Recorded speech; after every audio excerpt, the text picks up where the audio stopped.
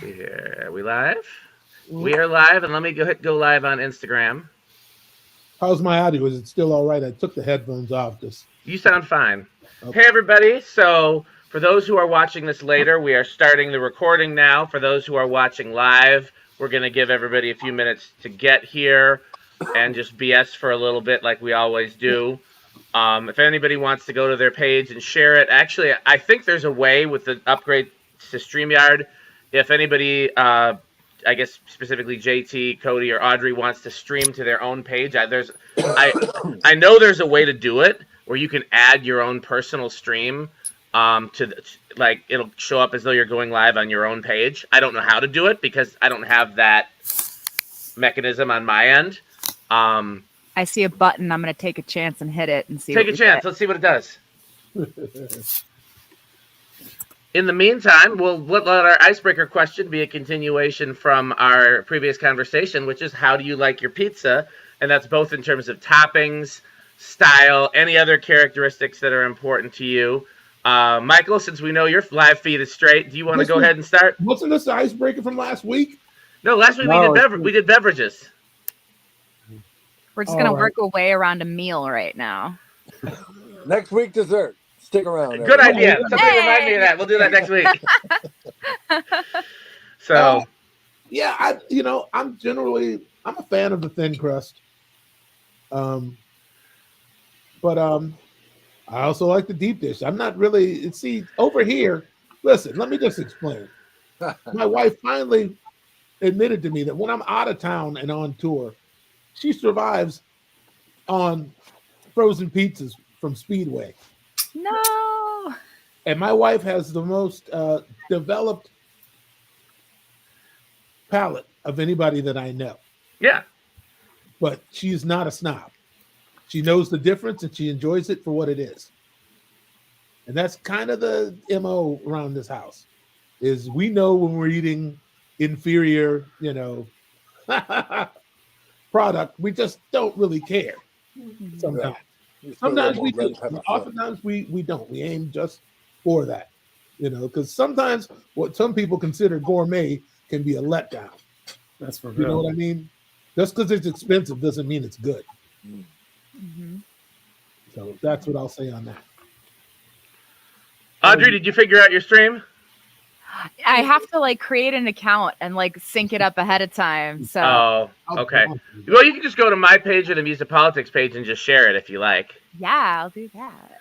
Okay. Well, while she's doing that, Cody, got any answers to the icebreaker question? Yes, I like Italian pizza, and it's hard to get in the United States because U.S. pizza is a little bit different. So the closest thing for me is punch. And I get it par baked and then finish it at home. I don't like sitting in a place eating pizza. So, so when you say Italian, do you mean Neapolitan? No, he means Italian. The way they make pizza in Italy. Yeah, but the way they make pizza depends on where you are in Italy too. And pizza in Naples is pretty. See, in Napoli too. I could do either Napolitano or I could do Barese. Either one. They're just a little bit different. Pizza in Bari has a little more semolina on the bottom, and so it's a little more croccant or more crisp, and I like that. But the pizza from Napoli is really close. It's very good, but it's hard to get here. So the closest thing is punch. Yeah, and let me tell you something, because I just had a flashback. I had a piece of white pizza from some delivery service when we were in Via Reggio. And it was the most amazing. The guy came on a moped. Yep. Hey, everybody, yeah, see, the pizza, yeah, out here, And it was no meat. It was just like a thin layer of cheese sauce, and and crust, and it blew my mind, man. Yeah. So again, it's a sliding scale. In Italy, that pizza was probably garbage. To the people who live there. Fewer ingredients is what happens in Italian pizza, and that's what I like. American pizza, they can put so much on it. Yeah, they keep stacking it. Yeah. And I had one experience. We were at a place called La Lucciola in Via Reggio, and our tour manager, Enrico D'Alessandro, he was the pickiest eater I ever saw. And he ate so kind of direct and without any sort of pretense. Like he liked things very basic, not messy. And they had a tuna and onions pizza on the menu. And I was like, whoa, I want that. And he was like, that is not pizza. Michele, that is not pizza. I'm telling you, that how can you eat that? I said, it's on the menu, man. How is it not pizza? His sensibilities were completely, he was done with me. But when he came to visit in Minneapolis, he would steal away. He came with Georgia, this Italian artist that we've worked with before. He came with Georgia and his father, Mimo, and a bunch of Italians. And of course, they went to any Italian restaurant they could get to. They went to Zalo. They went to, what's the place? Kitty Corner from Bunkers. Italian? What is it? The Italian restaurant that right across. What is that called? It's, oh man. Why am I? Also, I don't know the one that the Chef Isaac has it. It's Kitty Corner from Bunkers. It's right on that corner there. Bar La Grassa. Okay. Bar La Grassa. They went, oh yes, oh no, we very much enjoy. They're going to all the Italian restaurants and kind of That's rating. what I was going to ask. Which ones did they like? Zalo, they said, was the best. But when Enrico was by himself and like on his own for lunch, he was stealing away and going to the Loon and having the barbecued pork sandwich. The messiest thing you can get on the menu. Right. He had the worst Jones for this sandwich that got all over his hands and his face. So something happened, I guess. He said, hey, man, I don't know. I can't help it. I dream of these sandwich every morning, and by the afternoon, I'm there. So I don't know if that sandwich just broke his will, because the Loons got the Loons got great food. They always did. But that was the secret he kept from everybody else while they were visiting here from Italy. Anyway, we should probably get on with the show. Yeah, we got 2 more minutes for the icebreaker. Okay, I was gonna say JT or somebody else, because I was gonna ask though, because it sounds like Cody's been to Italy. I know you have, and I have. Audrey and JT, have you been to Italy? I've not. I've been So to the top- France. The top row has been to Italy, and we've got like a line of demarcation. Yeah. Where did you go in Italy? Me? Yeah. I was on tour there for about 2 months in 2010. That was my only really long tour outside of the U.S. We did 2 stops in the U.K. and the rest of it was in Italy. And you know what being on tour is like. So I know we ate some amazing food and stopped some amazing places, but for the life of me, I can't remember any of it. Like I just remember the entirety of it was amazing, but it all ran together after a while, and you don't sleep much, and when you do, it's on the tour bus. So like none of it, like if you try to ask me, what was your favorite thing you ate there, or what was the pizza like there compared to here, all I know is, and back then I was a lot skinnier but I ate more food than I've ever eaten before, and I lost 10 pounds. That's right. Again, it's the quality of ingredients. American food is built to kill you. Mm-hmm. And ever since my consciousness was raised enough to realize that, I've been trying to remove certain things.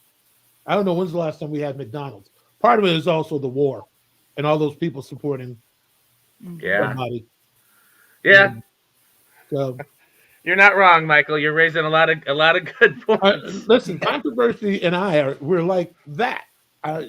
Somehow I just end up talking about serious things because it's the way my mind works. I don't have time for a lot of frivolity. Well, that was kind of the incubation for this show in the first place, is you and I would have these conversations that I would have them with other people, but they wouldn't be the same. And I was like, this is something that the world needs to be exposed to. This is something that needs to exist beyond just me and Michael. And God bless you. I appreciate that. And I know JT was also like, hey man, JT was a real supporter, and I didn't realize I had so many important things to say until JT said so. Yeah. I mean, it's not just you; it's you and the company you keep, and the interactions between us. Because you and JT have similar conversations to the ones you and I have, and it's. Then we also got Soul Asylum conversations, which are crazy. Oh, I'm sure. We get way out there for a bunch of different reasons. Yeah, there's many reasons to go way out. Not a whole lot of reasons to come back. Well, real quick, JT and Audrey, do you want to hit the icebreaker question, and then we can go ahead and get started, or do you guys? I mean, since we were talking about controversy, I feel like someone's got to bring up pineapple. So I'm happy to be that person. I like a savory and I like a sweet, and when you put them together, I'm all over it. So a Hawaiian, some kind of sweet barbecue type thing. Thumbs up, baby. Yeah. I'm in. I'm in with that. Yeah. Yeah, I like my answer's pretty boring. I'm just happy when there just still is pizza. There's nothing worse than getting to the room after doing whatever and being like, yeah, one piece of crust pizza left, for you. Pizza. Yeah. So yeah, I'm not too picky. I like if the ingredients are equally balanced. I don't want it to be way too cheesy or way too saucy. As long as there's kind of equal parts of, somewhat normal ingredients and or toppings, I'm in. Hot, cold, don't care. So I got that. Unless Michael or Cody has any objections, what I'd like to do, because everybody else here has been here before in one form or another, but this is Audrey's first time, and she was actually technically supposed to be a guest during our first season, but we had only so many episodes and so on and so forth.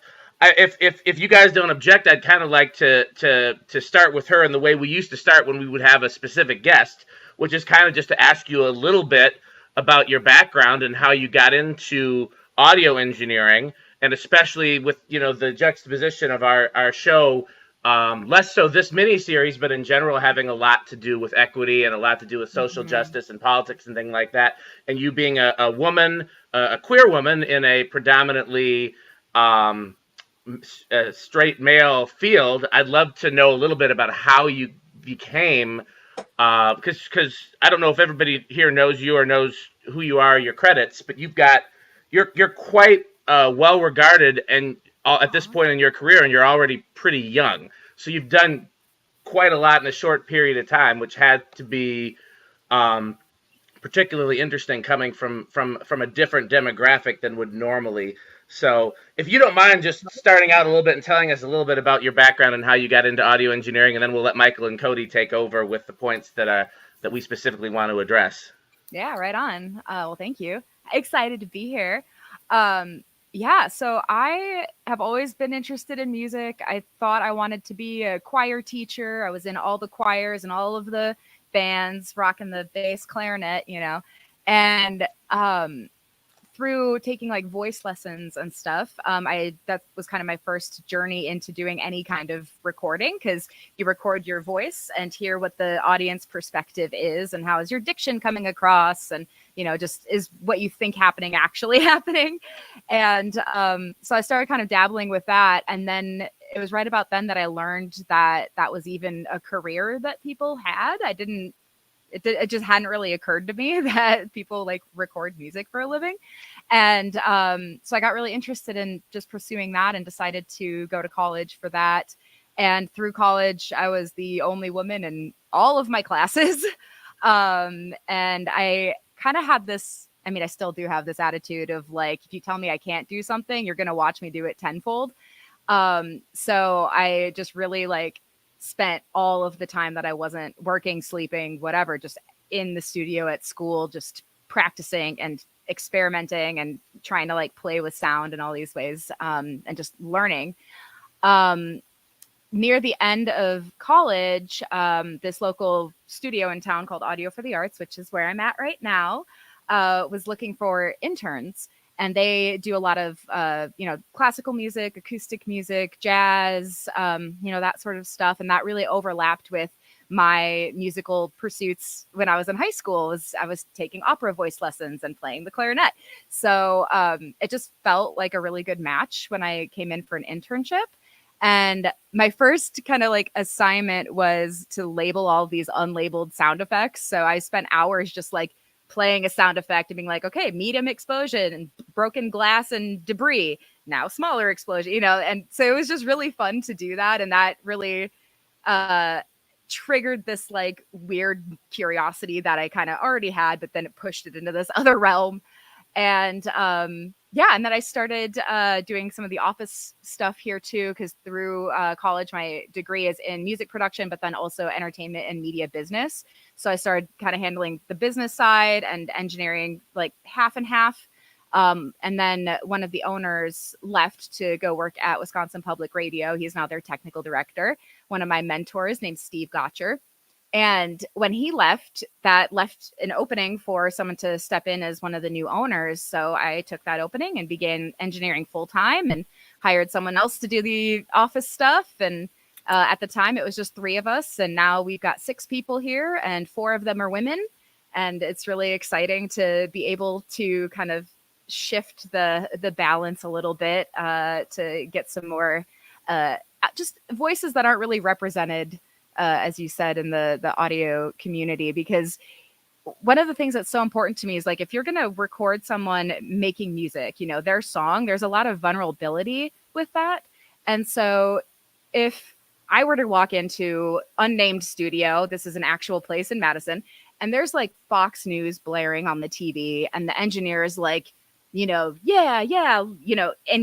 with that content, I'm not comfortable there. I'm not going to want to make music there. I'm not going to feel like I can fully share my story. So I really wanted to create a place where that was so far away from what I was doing that we just were not even marketing to the same people, not even trying for the same clientele. I was trying to give a home to people who don't really have one.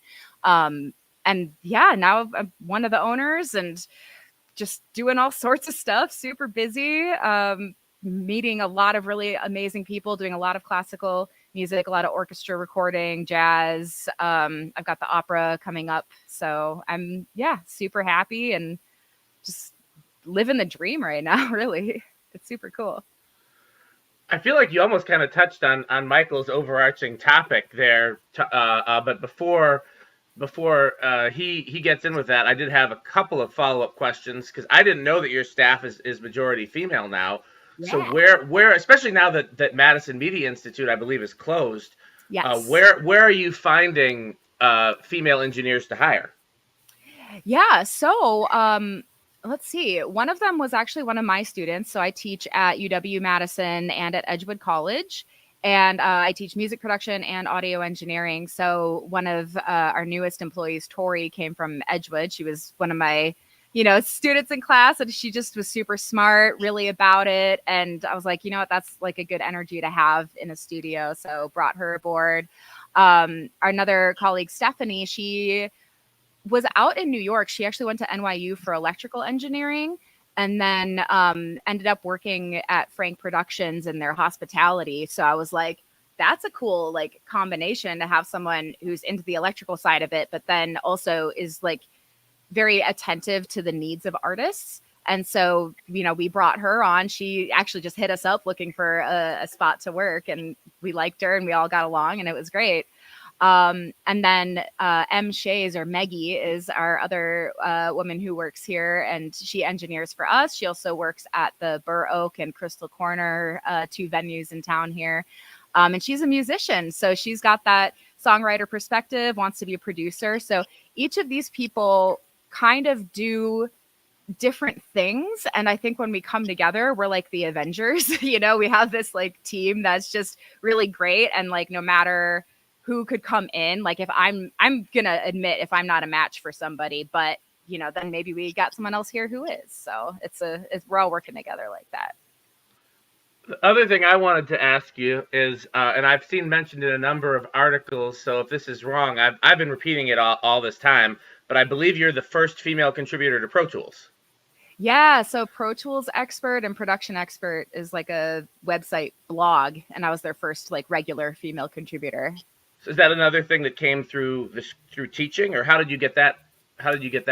I love this story. So that was, I have been just like a follower of their Facebook page and Facebook groups and stuff. I kind of lurk around in all these AV spaces that are online, and they posted an article that was like, the problem with women in audio is that there are none. And I was like, yes, that is exactly the problem. But people were commenting like, yeah, it's because women don't hear things as well. And it's because of, all of, I'm like, what are you even saying? It just didn't make sense. So me being the person I am, I see that and I'm like, well, I'm a woman who knows how to write and knows how to engineer. So I will put those things together. And so I hit up Pro Tools Expert, and I just was like, you want to hire more women to write for you? Let me write for you. And they're like, okay, give me 6 article ideas. So I sent them 10 back, and they loved each of them and said, okay, here's your first one, start writing it. And then I was like, just kind of went on from there. I haven't written for them for a while. I write for iZotope now more often. But we're all, still good friends. Sometimes I'm on their podcast as well. But yeah, I love how that came about.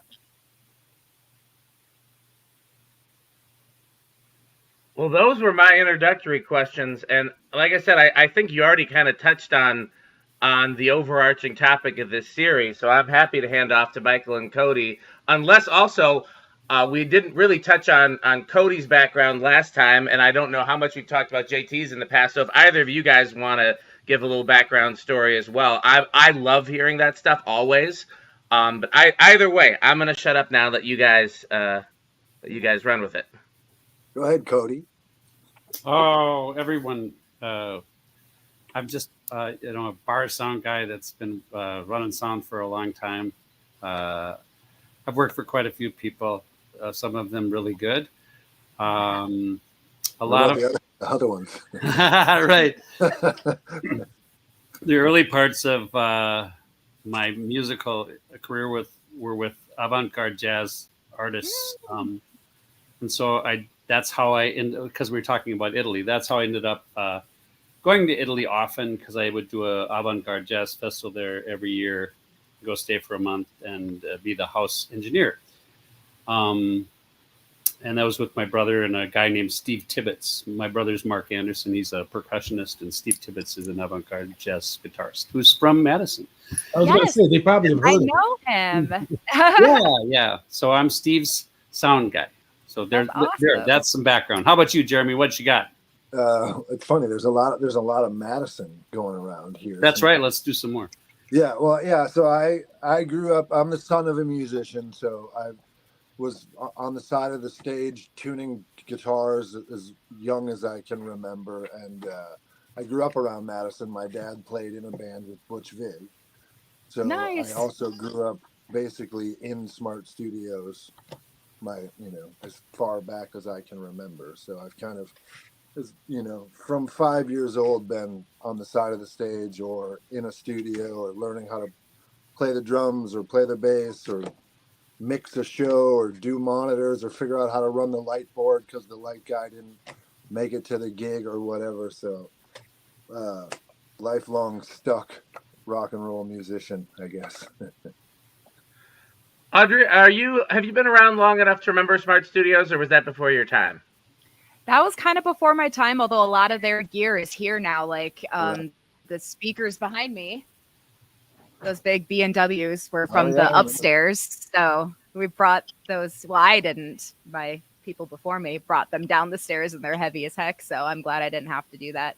But we have like a couch of theirs too, and a speaker that is, I could even run and grab it, but it's a speaker mounted in a basketball hoop to be a sub kick mic. Oh, wow. And that was from Smart. And so we took their creation over here too. Nice. Yeah, anybody who's been in Madison for a certain amount of time, Butch and Smart Studios has pretty much everybody. I think if you were a working musician during the time they were open, everybody's recorded there at some point or another. So it's definitely a point of reference. And I always forget, I know that JT has Milwaukee ties, but I always forget that he has Madison ties. And I don't know why that. I guess because I don't think I've ever seen him in Madison. Like, we never crossed paths here. That's fair enough. I split. Yeah, I was Milwaukee until halfway through 8th grade. And then I switched and finished 8th grade at Georgia O'Keeffe. I know O'Keeffe. East High School. Mm-hmm. Yeah. And then I went to East. And actually, my first job, outside of I worked at my uncle's auto parts store for a little while, But there was a place on the end of State Street called the New Loft that was like kind of a teen center. During the day and weekends they had shows, and I would constantly go to shows and got to know everybody. And then I was the front of house guy at the Loft. Absolutely no qualifications other than I had grown up around musical equipment, and they're like, "Can you run all this stuff?" Like, "Oh yeah, absolutely, For sure. no problem." So, Are you yeah. talking about when it was just off state on Fairchild Street, or was it? Yes. Yep. I have a lot of memories there too. At one point, it was called the Downtown Arts and Activities Center, Okay. Yeah. and but before and after that, it was the Loft, because then when they Yes. moved to East Washington, they took the Loft name back. There you go. But that was part of the block that was torn down to build the Overture Center.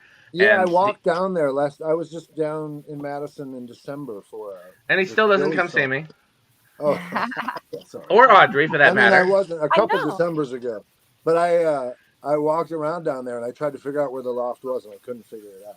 It was that different down on the end of State Street now. I guess it had been that many years. There's like a Target down there now too. Yeah, it was just feels like wrong. it was down here, right here, I think. But I'm looking around and it did not feel familiar. So Yeah, I might be one of the only people that really misses the old Madison Civic Center. That was one of my favorite venues, and I know the Overture Center is objectively a better venue, but I don't feel like it's so much better for them to have torn down as much as they did, because there was a whole, that's where Daddy's Umplink's Dowry used to be. That's where Rosino's or Rossi's Pizza or whatever, that was the old teen center, like the Loft and Downtown Arts and Activity Center. They gutted a whole block to convert the Civic Center into the Overture Center, and I liked the Civic Center just fine. I did several of my formulative gigs there. So I miss it, but okay. Well, let me pitch to Michael, because I want to make sure we get on and like I said, Audrey already really kind of touched on some different insights than we had last week in terms of opening the door for relationship between a sound crew and artists. Didn't mean to foreshadow so much. Yeah. Well, I mean, I know this is a series, but so much of the experience is just kind of going off the dome. So I'm not sure what you're really talking about as far as what you're trying to link from last week to this week. Well, you said last week, as well as in our initial discussions, that the main topic of the series was going to be artist and audio relations between the sound crew and the musicians, whoever's on stage, and especially, I think that my big takeaway from last week is that the engineers, monitor, especially front of house, etc., is supposed to be your biggest advocate in terms of how you sound, and so you're supposed to be working as a team, and far too often, too many of us don't see it that way. And I really liked the way that Audrey brought it up in terms of being able to connect with somebody's art through being able to relate to them. And if you're walking in the door and the engineer's making an impression of somebody that has a drastically different worldview than you do, then sometimes it's going to be a little harder to be vulnerable as an artist than it would be, when you recognize that somebody's, on your team. They're one of your kind. They're on. My wife likes to say in my tribe. But also, I think sometimes you're going to be in situations. Again, I talked last week about how, like, I used to do some festival gigs and tours where you end up with a sound guy and a band that'll probably never see each other again, and it's clear that they aren't on the same page. And so, one question would be, what do you do when what do you do, Audrey, as an example, when you get a red hat wearing MAGA Trump supporter that wants to book audio for the arts and won't take no for an answer, and you have to figure out how to build relationship with this client and serve this client without selling your soul. I love that question. Because I don't know. I think, first of all, like, we always have a right to say no to stuff.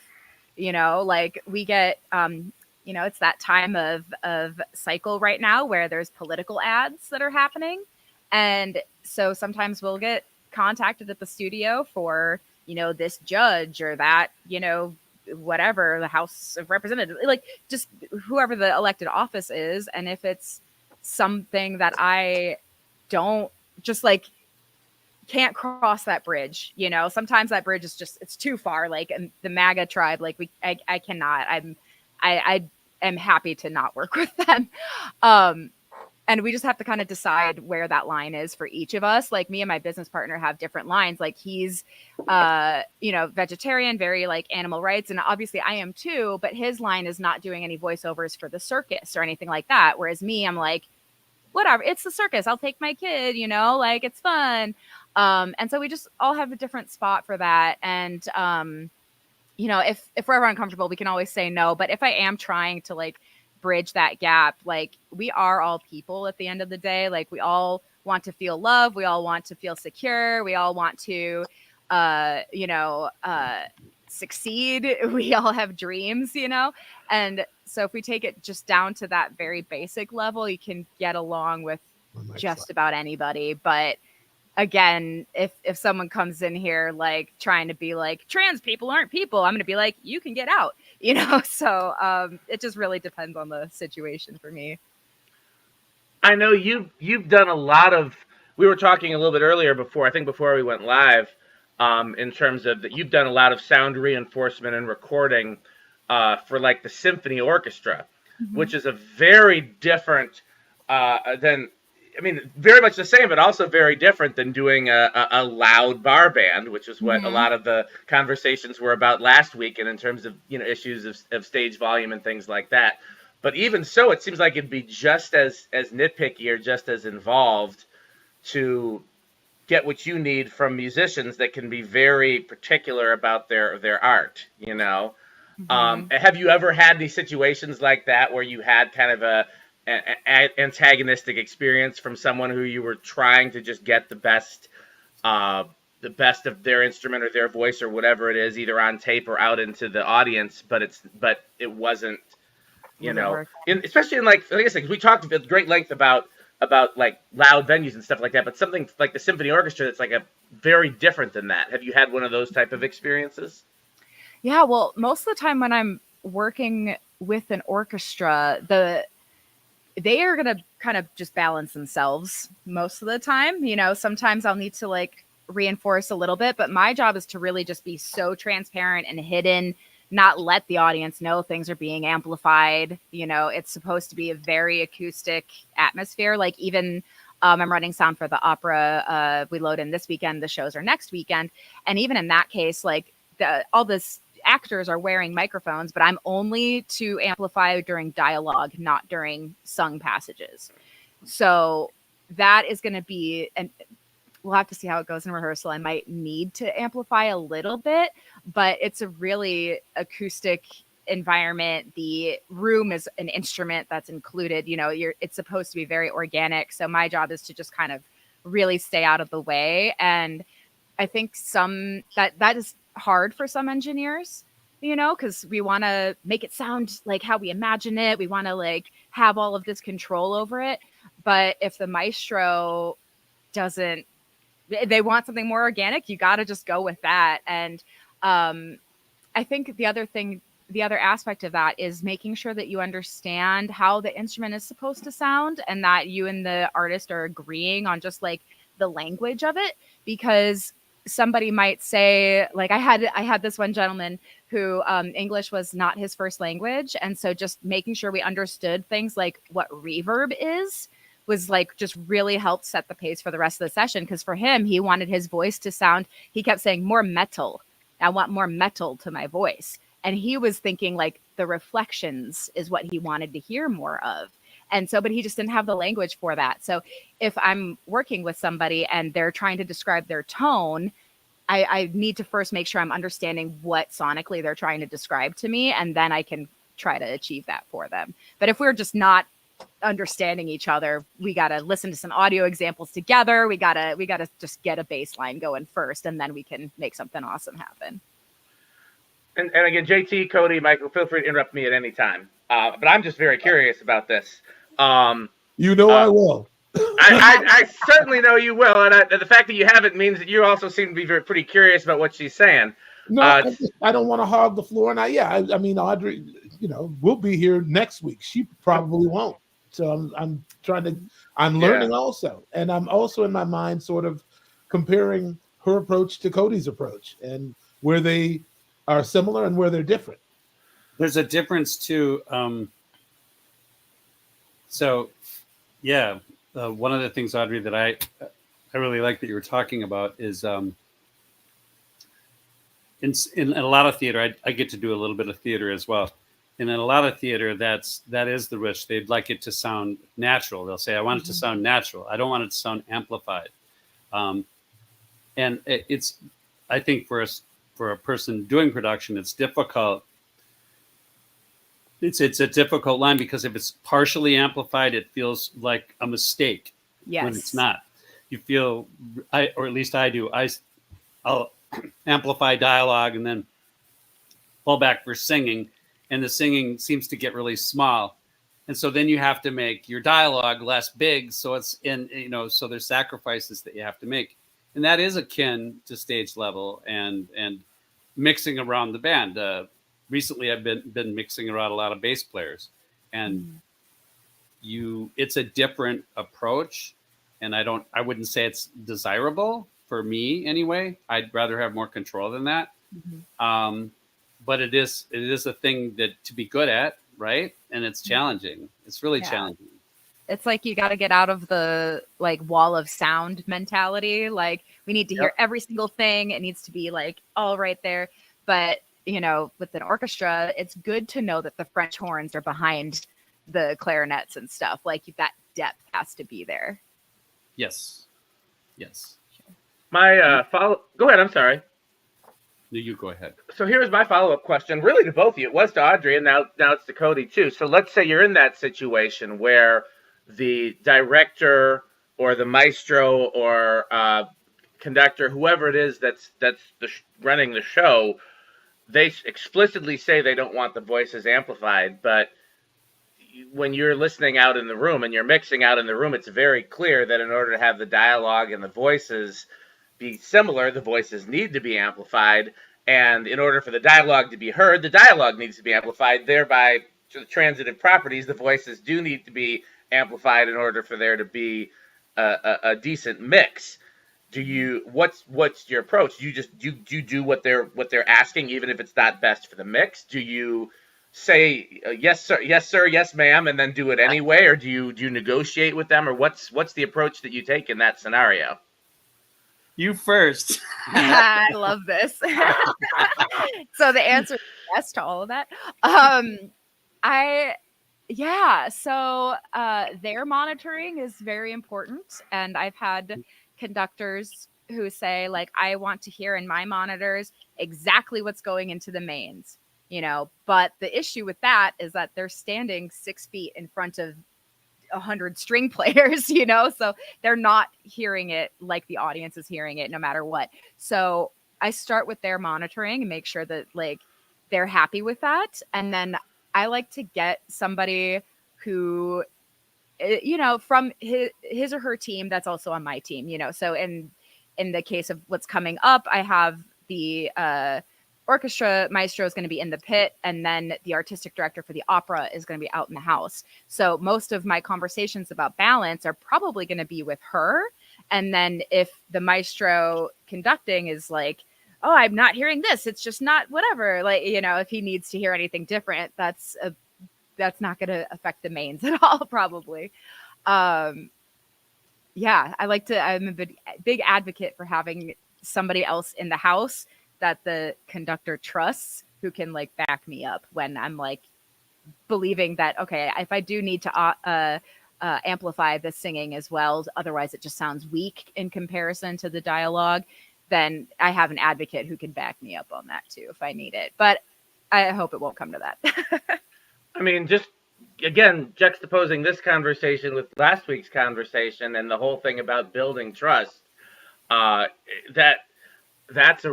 sure that not every show has the opportunity for something like that, but I love the idea of having somebody from each team working together. So if it's a touring band that's coming in and they're working with Cody, who's never met them before, and they don't trust Cody, but they have their manager who has a good ear and can work with Cody and then can be in front and know that Cody has their best interests, or, that does seem to be, if there's enough personnel to do it, it seems like that's a pretty good way to build trust pretty quickly. Yeah. What say you, Cody? Or go ahead, Audrey. I'm sorry. Oh no, I was gonna say I think Cody should jump in, but I could imagine a problem that he has is that with a touring band, they're in so many different rooms and stuff, and each room is going to be completely different and need different, treatment and different care with the mix. So just having that third party there, I think, can help get everyone. Again, it's that baseline, right? I would say that what you're speaking of is a little bit different venue, actually. Doing orchestra, doing theater, doing dialogue, and then it's just like church. I don't know if you've ever mixed church, but church, there's priorities too. Spoken word is over music in church, and that's not true if I'm mixing Michael's band. That's not how that works. So some of what you're talking about to me, Audrey, is applicable, but it's not in the same basket. Because if Jeremy and Michael are playing on a stage and it's a rock and roll band, even the equipment we're using is quite a bit different. Yeah. We're trying to do like a jet plane, and you're trying to blend the house, and it's a different thing. One of the guys that I worked for used to say, "Yeah, I just listen to the roar from back here because there's a machine out in front of you, right, Michael? I'm sure you guys feel that stuff happening. The PA in front of you, you feel it, right? And so that's what really affects monitoring, and so it's kind of turned upside down a little bit. You're trying to make it seems like more people. It's a little bit more, I guess, homogenous, maybe. No, that's not it. That's the wrong word. I don't know. There are different things to me. A little bit. I do a tapper regularly, and I mix tap different than I mix a rock band. Sure. They're different disciplines to me, and I like all of them. I mean, I did Rochester Civic Orchestra. That's the only orchestra I've ever done, and it was fun for me. The variety is fun. Yeah. I like to do everything. I like to try to do everything, and I think I'm better at some things than others. Some of what Michael and I were talking about earlier was I guess basically how, if he hits the snare and he's hitting in a certain way, how does that affect me in a room that's 300 seats, and how does it affect me in a room that's 6,000 seats? And so that's, I think, different than when we're talking about the person in the pit directing the singers, right? And then the maestro doing the orchestra. It's a little different situation because the things that Jeremy needs to hear and Michael needs to hear are a little bit different and a little bit more specific, right? Totally. You do rock bands, right? Yeah. So you know what I'm talking about. And that's, I think, part of what we're trying to eke out is, like, how do you make that? Because it is a little more crusty in rock and roll, I think. And people don't have a lot of time. It sounds like you have time. Yeah, I'll have several days of rehearsals leading up to the show, and we're talking nothing 5 minutes. Yeah, totally. It's like plug it in. Do I hear it? Awesome, go. If I could talk for you for 2 minutes, and you try to be really patient and listen and hear people, but showtime is when showtime is, and so I got a couple of minutes. What do you need, Jeremy? He gives me a list of 3 things. I go, Michael, how you doing? You okay? And then, boom, boom, boom, we fire from there, and I know you know how that is. So. I don't know. I think they're different things, but related, right? Yeah, I think so. Go ahead. I'm sorry. I was gonna say, I think the through line between it is just trying to whatever the vision of the artist is, making that happen. So for rock, we need to feel that kick drum. and that's going to get people kind of moving and maybe get a pit started, and we can have an audience that's going a little crazy. If I do that with the timpani and the orchestra, I'm going to be thrown out of Overture Center. All right. It's very different, but it's all just in service of like the project or the artistic vision. Sure.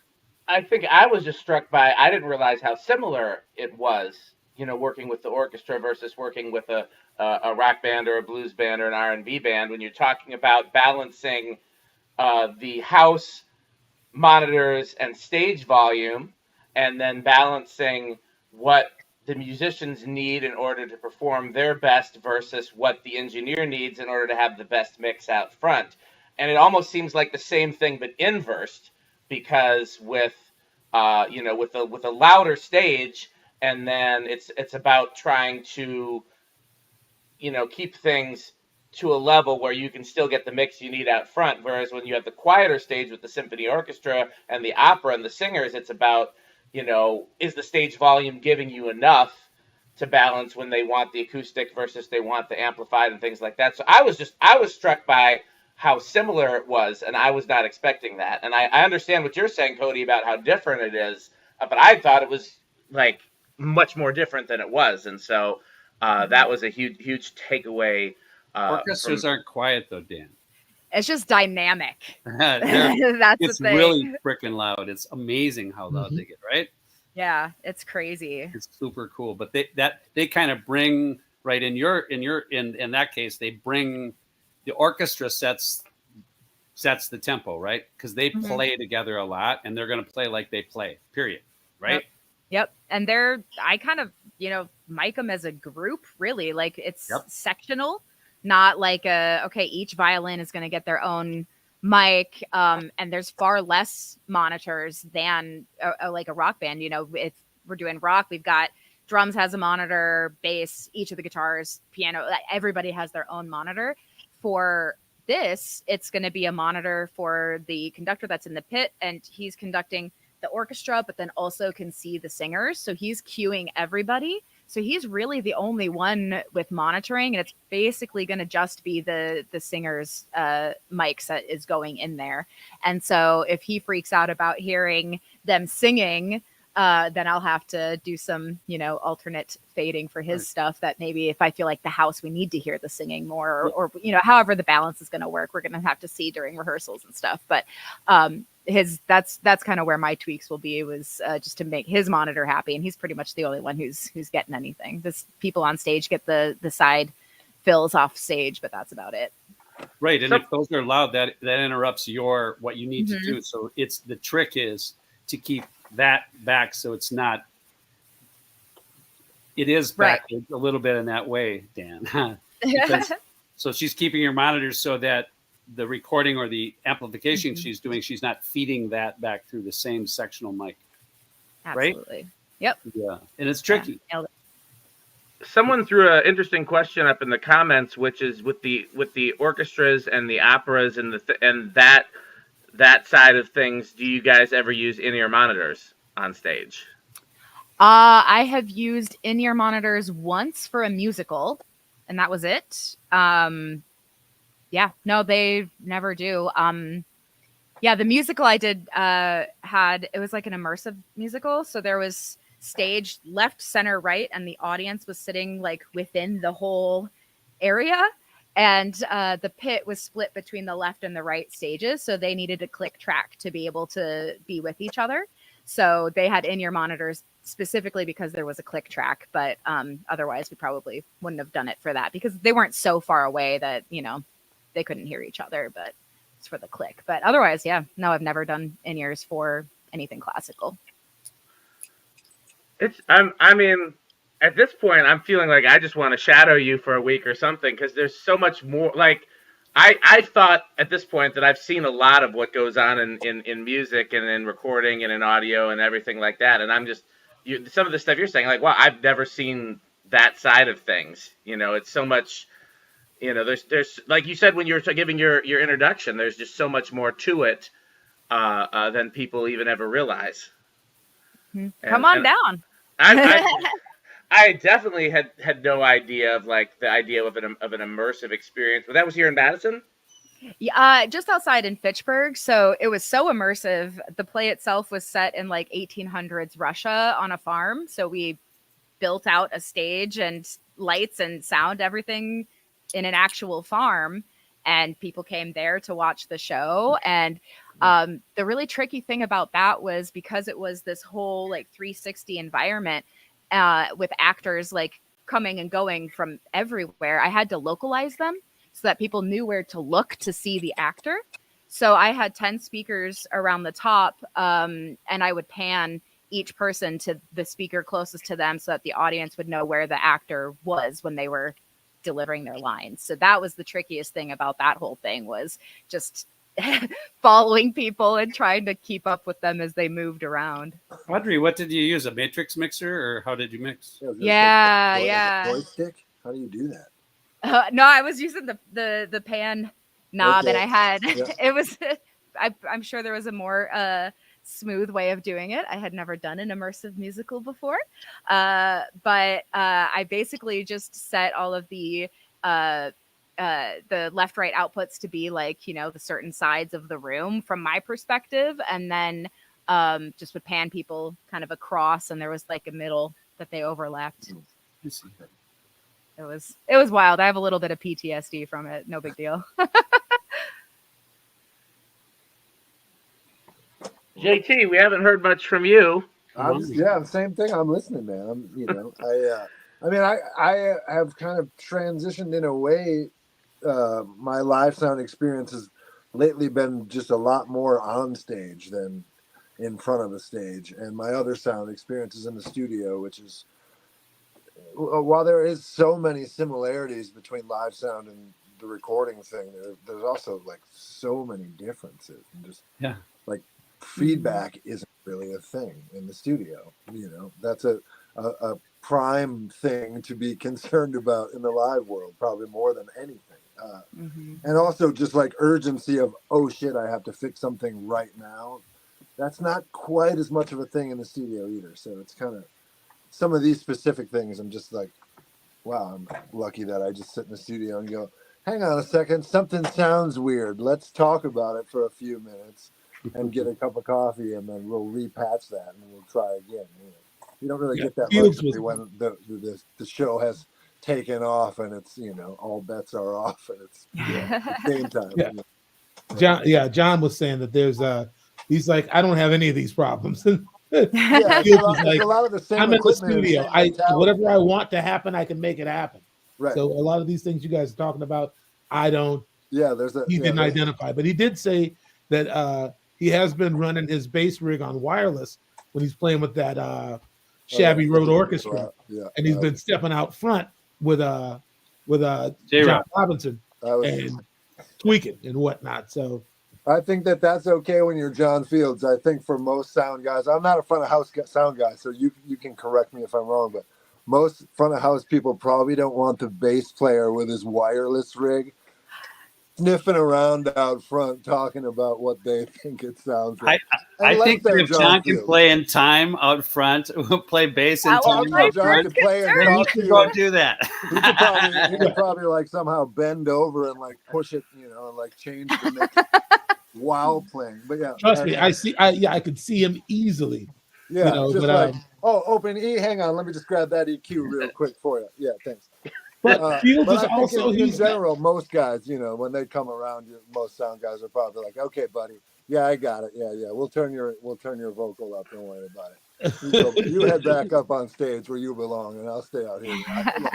Yeah, but it's hard to set your parameters as a sound guy if the band is paying you though. If the house is paying you, then that's one thing. I say that, but I think about it all the time. Like it's unfortunate when you're on stage that you never really get to know what it sounds like in the house. You hear things come up and down, or hear the return off the back wall, and you go, "Oh wow, it's really low endy in here," or "Oh shit, I'm really loud," or whatever. Like, but other than that, you don't really know what's happening. So it's such a different experience to be like, "What did it sound like?" It's I don't know. It sounded like my in-ears.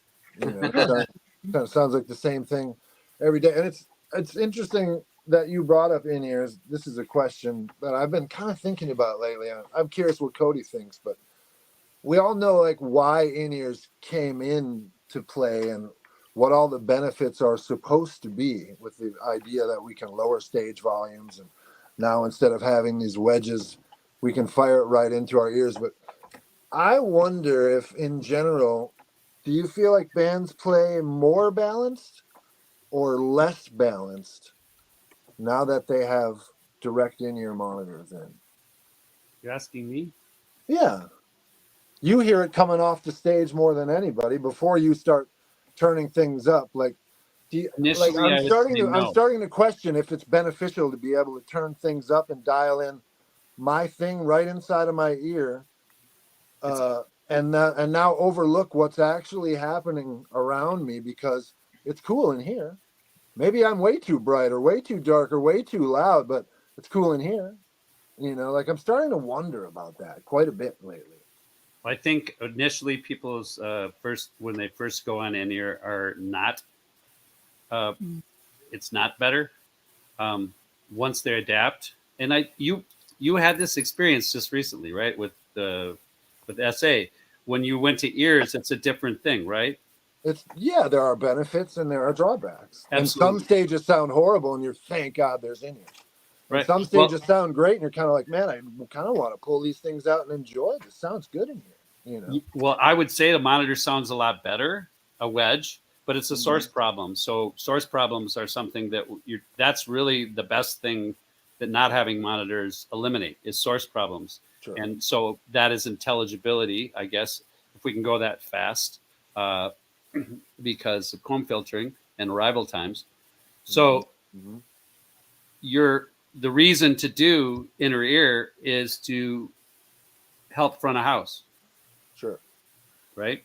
Yep. And I would say that, being bathed in like wedges on both sides of you, a Texas headphones, I think we want to call this, right? Yeah. I mean, who wouldn't want that, right? You just sit there with a sub and a couple of boxes in your ears and it's just railing. It sounds great. That's fun, right? Sure. But that's really not the job. The job is to sell that product to your audience. And so presentation becomes a question.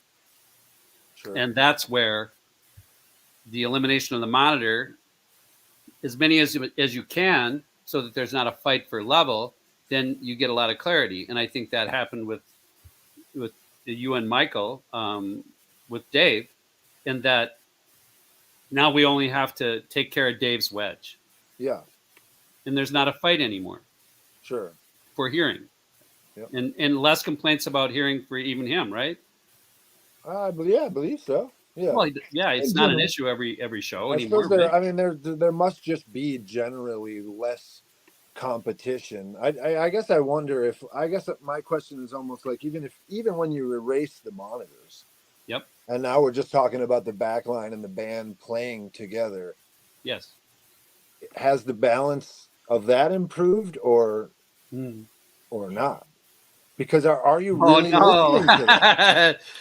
No, Yeah, I would say it hasn't. Well, yeah, but now you're talking about a class of player, right? So if you're talking about younger players, my general feeling is that accuracy is less of an aesthetic than it used to be, and therefore presentation is also less. It's levels. I see a lot more up.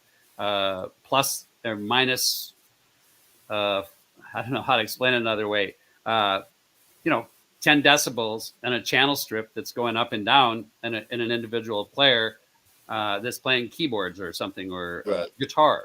They do their guitar solo and they get on 3 dB and they're sitting there in ears. They think everything's great. Right. I guess they're that's not really concerned with right. What's Right. Like the overall actual blend has maybe taken second place in a way to the convenience of, well, my blend's good, it should be cool. I wonder about that all the time. Sometimes my bass will sound so good in my in-ears that I could be convinced like I must be way too loud. I must be way too loud on stage. And then I pull my in-ears out and I'm like, actually my amp could come up. It's barely on. I feel like it's anemic up here actually, but I don't know. I've had some conversations, and I mean, when we recently made a record with Steve Jordan, and he brought up a lot of these questions, and or not really, they're not questions for him. He's come up with his answers. Like, What he's is like, his answer? why would you ever wear in-ears? How can you hear anything? I got to hear the room. I got to hear the amps. If I need more guitar, I'll get a small amplifier and turn it up next to me so I can hear the guitar. You know, like for him, it was just a whole different. Well, he's on the stage, so I guess he's on big stage. He's on, arguably some of the biggest rock stages you'll be on. Not arguably. Well, that's less of a problem because now you're in a room that's of scale, and that's where you can get away with none of that. Then you can get away with a lot more. Sure, that makes sense. We last week we talked about that. So the fun places to play. I mean, aren't they the small rooms? I mean, for you guys, the players, right? Isn't it a small room that's the most fun? Usually, yeah, typically, yep. Yeah, but in that, and then everyone's in everyone's business, right? Sure. And that's what makes it fun. Is you're right up on everybody. You can feel and hear everything. And so you have to work it out. Right. I do want to say this because in answer to Cody's question, I feel like that it really depends on how you mix your ears and how you mix your monitor. And I had to learn a maturity about, like, when because I'm somebody who generally prefers a wedge, and I had to learn how differently to hear and how differently to mix that.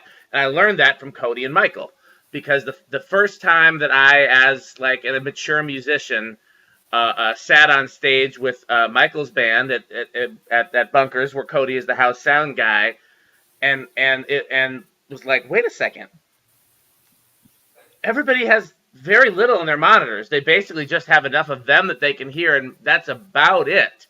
And I came from this school before there were in-ears, and when everybody's stage volume was loud, where you'd ask for everything in your monitor. You want, if you're the guitar player, you want keys, you want bass, you want vocals, whatever. And then when you need to hear more of something, you turn that up. And so now even amps, now you're not even talking about amps or how hard you're hitting the drums. Just in terms of wedges, your stage volume is insane. Yes. But that was how I came up, because a lot of musicians, they feel like I need to hear everything. Okay, well I need to hear this more, so turn it up. And sort of you're starting at a positive and then adding more. And I learned from these two guys how to start at a negative and, okay, what's the minimal I can get away with in my wedge? What are the only things that I need? And sometimes in certain rooms, especially if it's a small room, sometimes there's things I don't need at all in the wedge. I can hear it from the room. Right. You know, if there's a click track, I need the click track, because the timing is going to be, you know, I usually will do click track, you know, a little bit of lead mic or lead vocal, and then depending on what I'm playing, sometimes me. And that's it. And that's all I need. And the rest I've learned how to get from the stage in the room. And I feel like when someone can do it that way, I feel like that's so much better than a straight ears stage, because then I can actually hear the room. I can hear what else is going on, and we're not fighting a loudness war on stage. But I think that as you're talking about, I think that having, if people don't know how to listen that way, then I think it's infinitely better than having the blast of wedges, you know, because like you said, then you get to a point where your stage volume is louder from your wedges than it is from your instruments, just because everybody's, well, I need more of this, well, I need more of this, and it just starts adding and adding and adding. And I also, again, it depends on what kind of mix you have in your ears as well, because if you're able to hear the room through your ears, through room mics and through whatever else, that's one thing. I've also been in those situations where I had ears and I took them off, and come to find out that, like, my guitar amp is on 10 and it doesn't need to be, but I couldn't tell because I was because it sounded fine in here, you know. And so I think more important than what your monitoring source is learning how to listen and learning how, And like I said, that was a conversation I had with Michael, and that was a conversation I had with Billy Franzi right after we got off that stage, because I was like, I can't hear anything up here. How can you guys do it? And Michael said, as he said to me many times, he said, you got to listen more than you play. You got to be more concerned about what your neighbor is doing, you know. And it took me some getting used to, but I'm like, wait a second. Yeah, I need to know that what I'm doing is good, and I need to have something of reference, and then the rest of it, I should just be able to feel. So, but again, it depends on the level of musicianship and the level of guys that you're playing with, because, you know, I definitely play out with some gigs who got guys who still have that wedge that's turned all the way up to 40, and doesn't matter how loud my amp is or how quiet my monitor is, I'm still hearing their wedge from straight across the stage. Right. So I just wanted to mention that, because like I said, I had that learning experience specifically from these two guys. So I'll shut up now. No, you're on the right subject, man. I'm just trying to decide how much pepper I'm about to put on it. Come on, Mike. You know, I mean, you're right. It says something about a person, like the way they behave on stage has. I mean, it's almost, I can tell a person's personality by how I interact with them musically in that environment. You know, anybody who's turning up is a lot less interested in what everybody else is playing. That's a given. You know, if the singer's trying to sing and they're stepping all over them, you know, they probably interrupt people a lot when they're in conversation. Like, a lot of these things are symptomatic of the person and the personality. So if you're self-centered, of course, you're more concerned about what you're doing, how you sound, so on and so forth. You know, and these are things that we all probably have battled. I mean, we learn how to be diplomatic, and also we learn what's really important a lot later on. And that's what I'm saying, is it's the humility comes into play, you know, when you decide to do the uncomfortable thing, when you decide to do what's better for everybody than for what you think you need at that moment. Cody was just, I remember one time asking for something, and Cody was like, B, that guy is right here next to you. Why would you want him in your monitor? You want to hear him, he's right here. You know, and the other side of that truth is I could hear him a lot better if I wasn't beating the crap out of the drums too. You know, it's symbiosis. Everything is connected. And I think a lot of players it takes a while to get there. You got there, Dan. You know, that was providence. You needed to be in that environment to understand a different way to approach this thing. You know, because there's a way to do everything. That's why this series is titled Disciples of the Method, because some people don't believe in rules. They just believe in what they want, and that's all they're concerned about. This is it's everything about playing music is interactive, you know.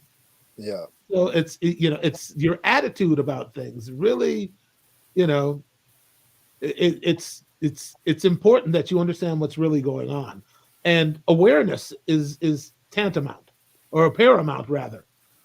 Like a lot of cats, the fact that Cody had to point that out to me, that was a blind spot in my own reasoning. You know, while I'm sitting there, I'm like, you're right. This dude is right over here. Why do I want him in my monitor? Like, what safety am I trying to obtain by having all of this stuff in my monitor, and then I'm fighting to hear myself on top of it? Like, it's the answer is to be reductive. Right. The answer is to be reductive and be more concerned with your environment than whatever you consider to be your primary needs. Often, you know, I'm not sure what that's a reflection of necessarily, but it's always a bad sign for me when somebody's combative about turning up or turning down. Hey, listen, we're all just trying to get through the night, you know, and the audience deserves to be able to hear the best possible mix, you know. So whatever it takes, man. And don't get mad at the engineer just because you like it at a level that's going to mess up everything for everybody else, you know. That's what I was wondering, is like, at least for myself, like, I don't know exactly when the switch flipped or if it just comes from doing it longer, but at some point as a young musician, I didn't want anyone ever telling me where I was going to set my amp. I'll set my amp where my amp's supposed to go, and you worry about your thing. And now at some point, like, I feel like I more than anyone, like, I can't wait for someone else to make the decision for me. I'm constantly at sound check going, Coco, how's my rig? Is it too loud? Is it not loud enough? Like, you tell me. Someone else tell me where to set it. And then if anyone else complains, I can go, he said that's where I should put it, man. Like, I was fine before, you know, but at some point it changes where it's like there is like this ego and this thing. And maybe it's because we come from the rock world and like, and part of that thing is sometimes what makes you a cool artist or whatever. It might be the same thing where you're like, fuck you, man, I'll turn my amp all the way up. That's how we do it or whatever. And it's like, right on, man. You know, like sometimes it's cool, but yeah, at some point it does switch, or at least it did for me. And like, I can't wait for someone else to be like, hey, you could turn up just a little bit. You should turn down. It's like, you're standing in the middle of the room in the sweet spot. You should know more than anybody. And if you're on my team, like, if you can say to me, you need to come down a little bit, I can't wait to hear that. Tell me where it should go. You know, I got you, man. There's fireworks behind me right now. Those are appropriate because you're saying something real, man. Yeah. The best musician I ever met, Jeff Lee Johnson. Cody probably had to ask him to turn up.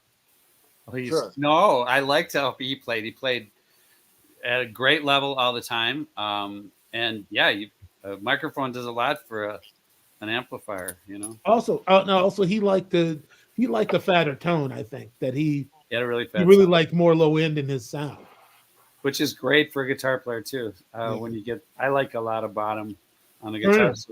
Turner has a lot of. There's a lot of beef coming out of Pern's rig.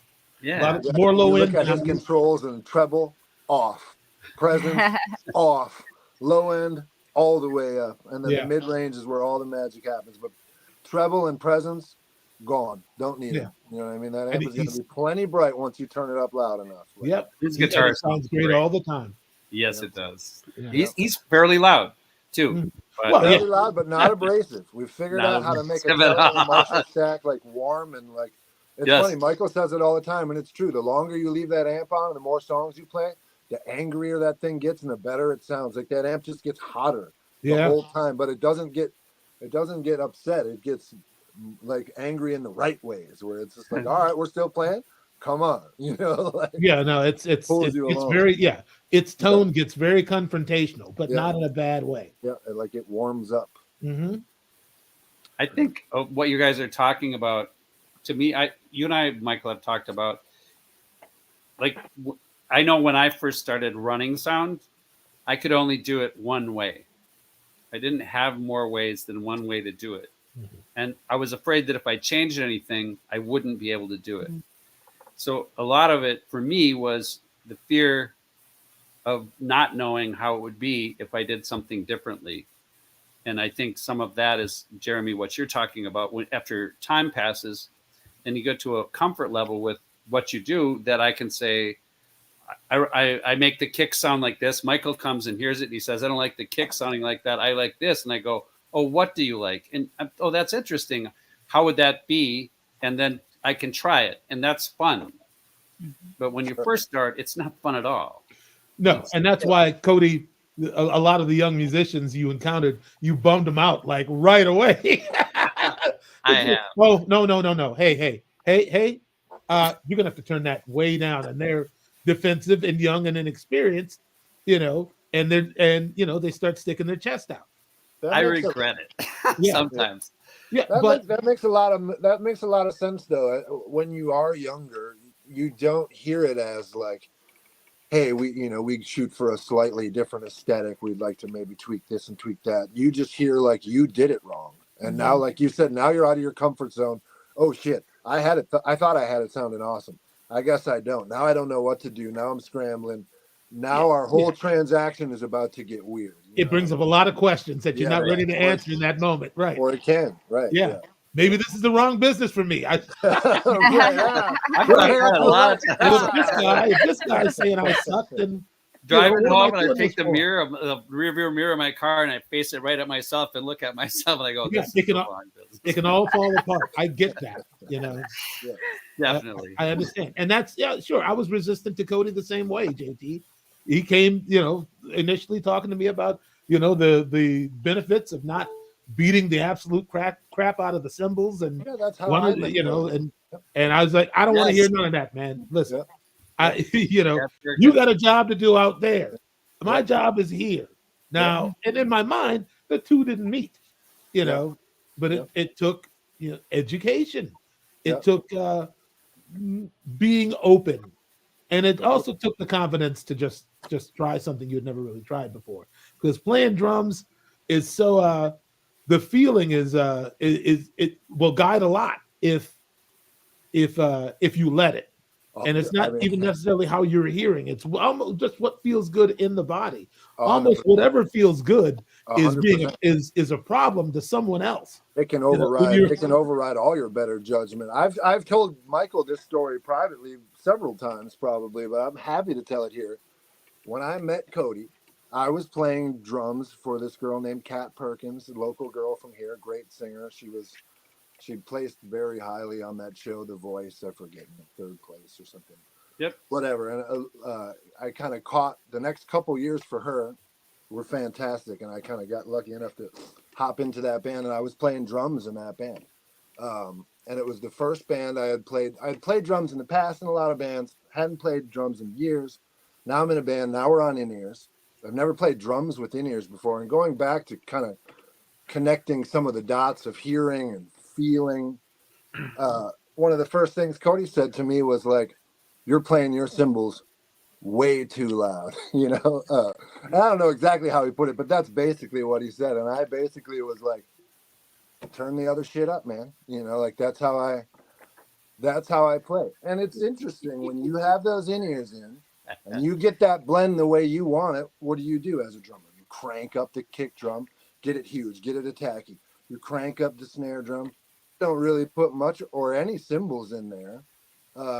And you reinforced all the drums to sound great. And now you just hear the cymbals back through the in-ears, which don't have cymbal mics on, and you beat the hell out of them. And it feels awesome because you're hearing it correctly. Super loud drums, not a lot of cymbals. Everyone else is hearing,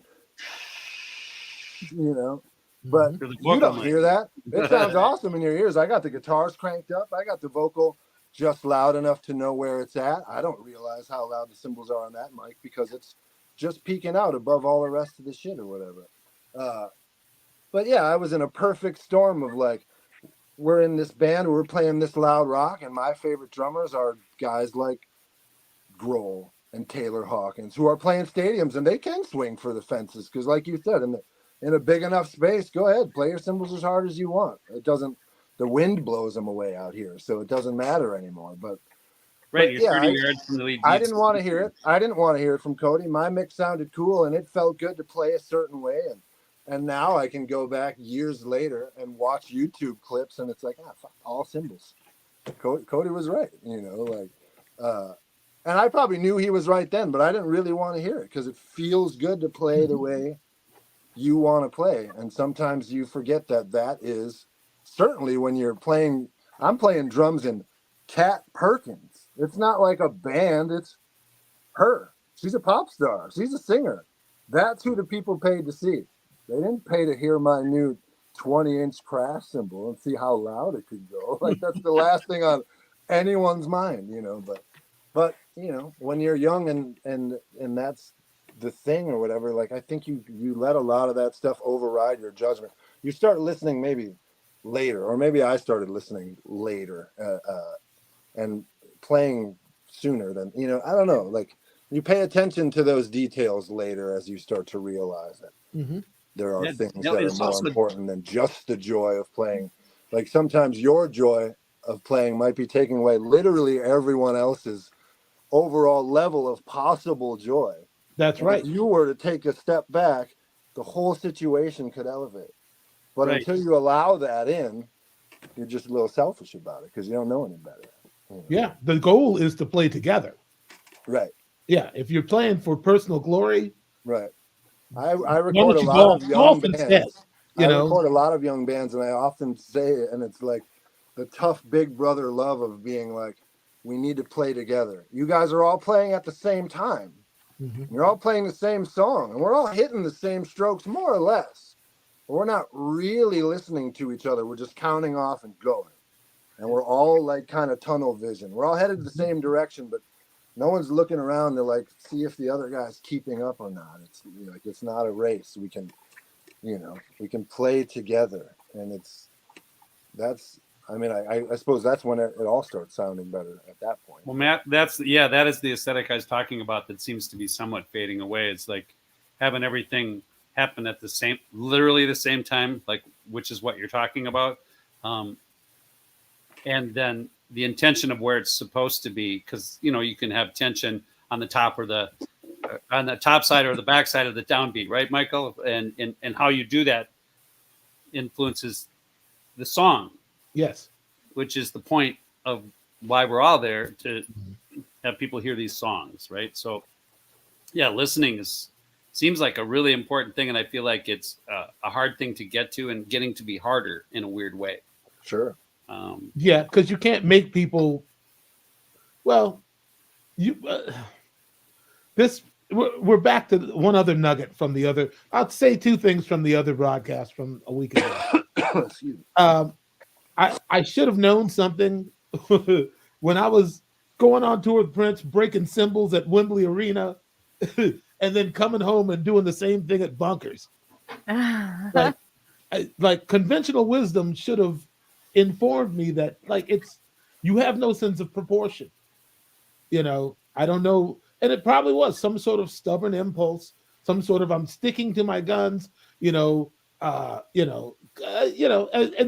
I don't want to say that it was necessarily testosterone fueled or like some extension of male toxicity to just not back down, but because a woman can back down just as can choose to not back down just the same as a man, Yes, and all variations in between. People make that choice. It's either in their character to back down or not.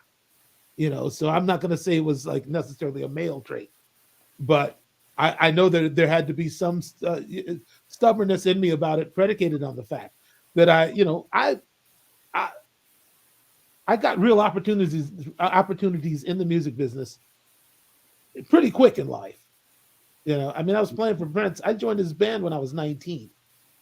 So, my brain wasn't even fully formed yet, according to science. right. You know what I mean? So, yeah. So Cody's not arguing, but he's trying to enlighten like a 22-year-old, who's in a band with videos on MTV at that very time. You couldn't tell me nothing. I wasn't hearing Cody. You would say that's my stroke. Yeah, that's my stroke, Cody. Come on now. What, the PA can't keep up? Maybe something's wrong with the PA. I don't know. Well, then we did. That's the kind of stuff I was on. Right. We'll turn everything else up, man. You're doing something wrong out there, maybe. Right. Meanwhile, Cody is he was mixing he had been mixing at the bunker way before I got there. So for me not to lean to his understanding of what's good and bad in that room, which I was just being a bonehead, man. Yep. He conventional wisdom should have told me a lot of these things. So I'm not. Well, you weren't alone. You weren't alone in the volume thing back then. I was in a band that the arms race was on all the time. Full time. It was always an arms race. Yeah. And the day I realized that if I play quieter, they won't have to turn up so much, I began to weaken because I started to feel, I felt responsible. And that's the thing, that's what began to separate me from my peers, is that I felt a responsibility to play in a way that made things better for everybody. And once I began to understand that as an extension of my generosity as a person, as a human, I got behind it much more, and I think that has been my main goal as a musician, is to always make space for everybody. That's my driving mental state. Is it working? Are we working together? And if I'm stopping that from happening, I need to change something, you know. And I think that it's I don't know if it's necessarily a reflection of maturity or a spiritual awakening or just, you know, common sense, you know, but it took me a minute. And, you know, I'm glad that I finally arrived, you know, because every gig's not going to be at Wembley Arena, you know. No. Well, and if you can, I feel like isn't it true that if you can play with control, you can also play at Wembley Arena with control? Yes, the object is, well, I want to say two things: that most of our growth comes from uncomfortability. Like you got to really, and I feel Audrey on what she's saying about, you know, like I wouldn't work with such and such and this person and that person, but you know, as I don't mean to go all the way with it, but it's like sometimes when I have those conflicts, for me, because I am a Christian person, I got to get over myself and, you know, my assertions about what's right and wrong in life sometimes, and focus on the goal at hand and just do business. I can't control who's coming at me to try to hire me. I can say yes or no, but sometimes when I've said yes to a situation where I thought I should have said no, things happen. Sometimes you know, your interaction with a person can change them. You know, so I don't often, I make the joke that I play at a Klan rally. If the money was right, I don't care. You know, you kick the shit out of them. Yeah. Exactly. Hey, You take their money, then they have less money to do Klan stuff with. it'll be the best Klan rally you ever had as far as the music goes. I give you my all, Klansman. You know, I don't know what made you, you know, decide to hate. That's not really my business. But what I can tell you is that when I start playing these drums, you're not gonna hate nothing. That's right. You're gonna feel warmth and the universe. Some magic drums, love it. Yeah, and good vibrations, not low ones, high ones. So I think it's, you know, I'm not even aiming this at you, Audrey. So don't feel like I'm attacking you, because I get it.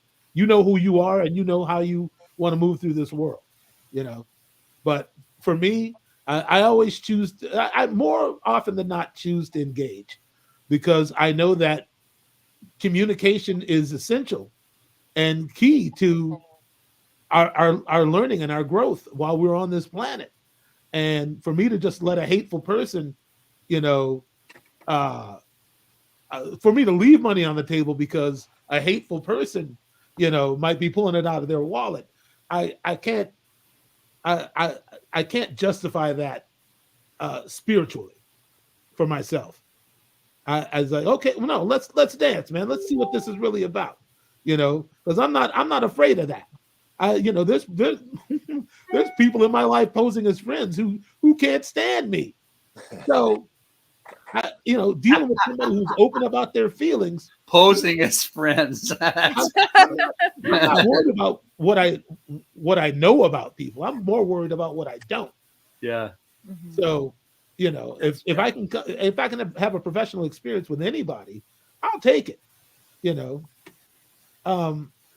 because otherwise I think I would feel like I was being a hypocrite. And, you know, I really don't believe there's accidents in life. And so, you know, I realize that I don't, you know, I don't vibrate like everybody, but that's kind of, you know, where I'm at in my life now, is that it's, you know, I have a responsibility to not just I mean, along with,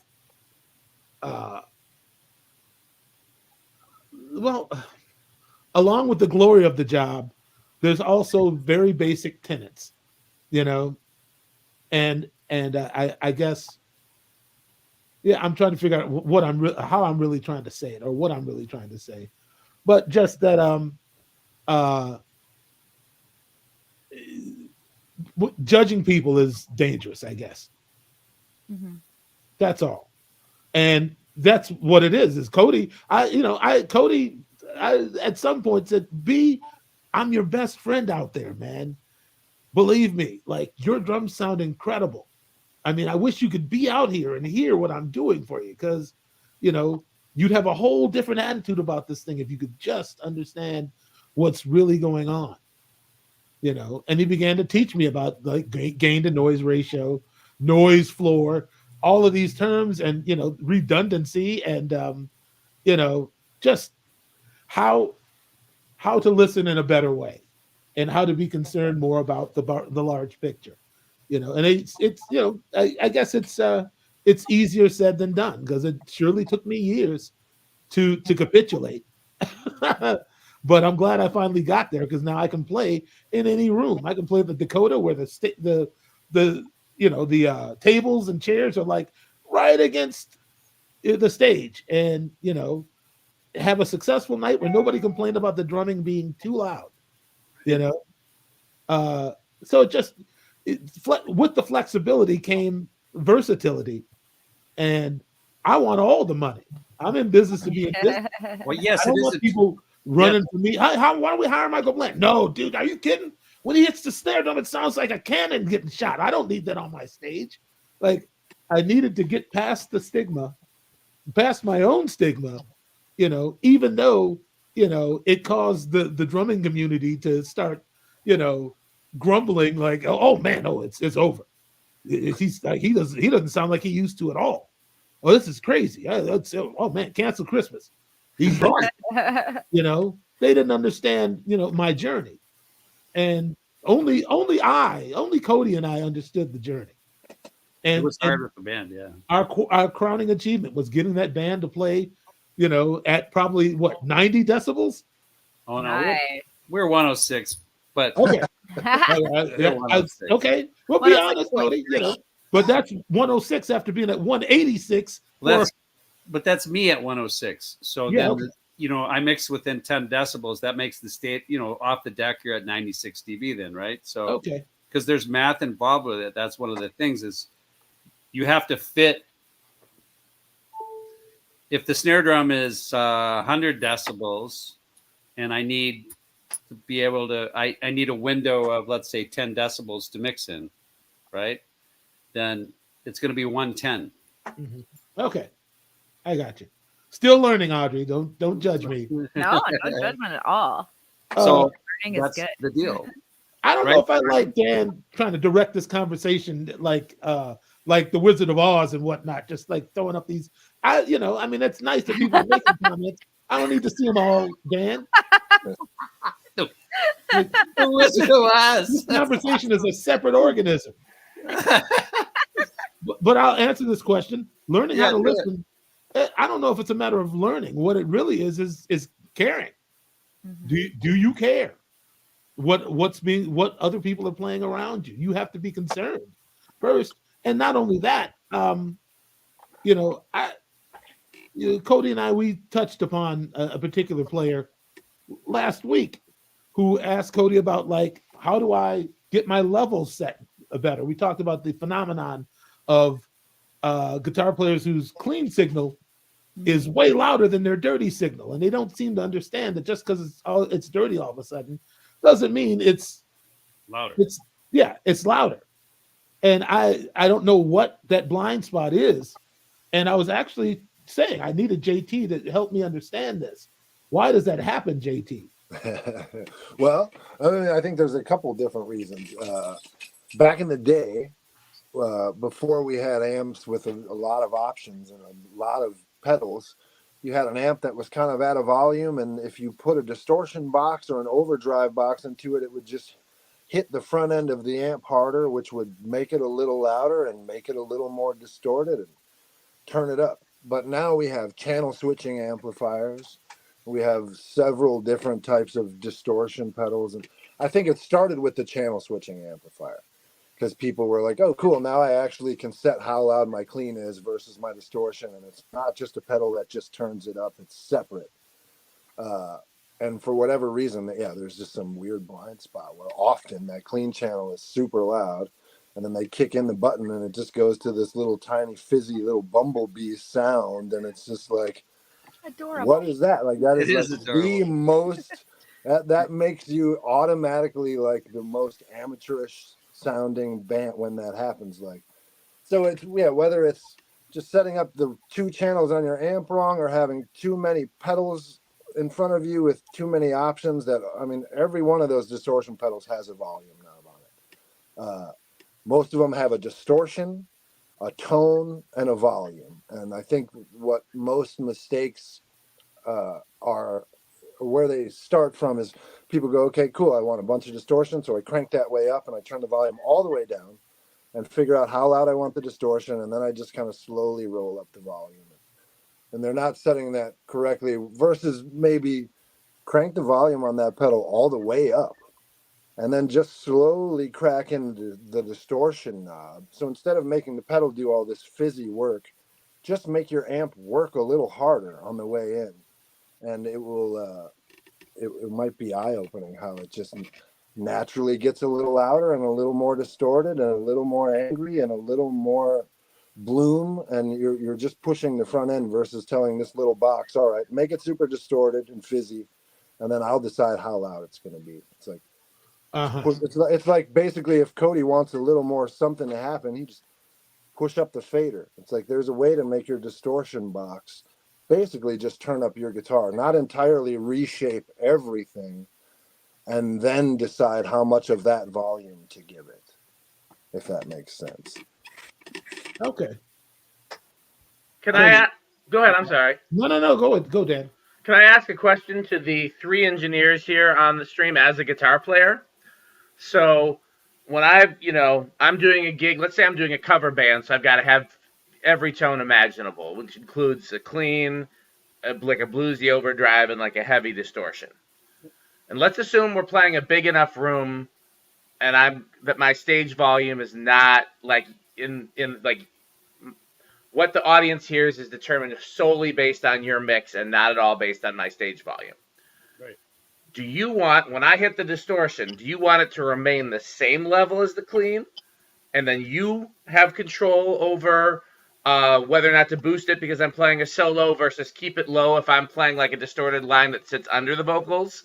Or do you want it to automatically be louder when I hit the distortion and you'll bring it down in the house if necessary?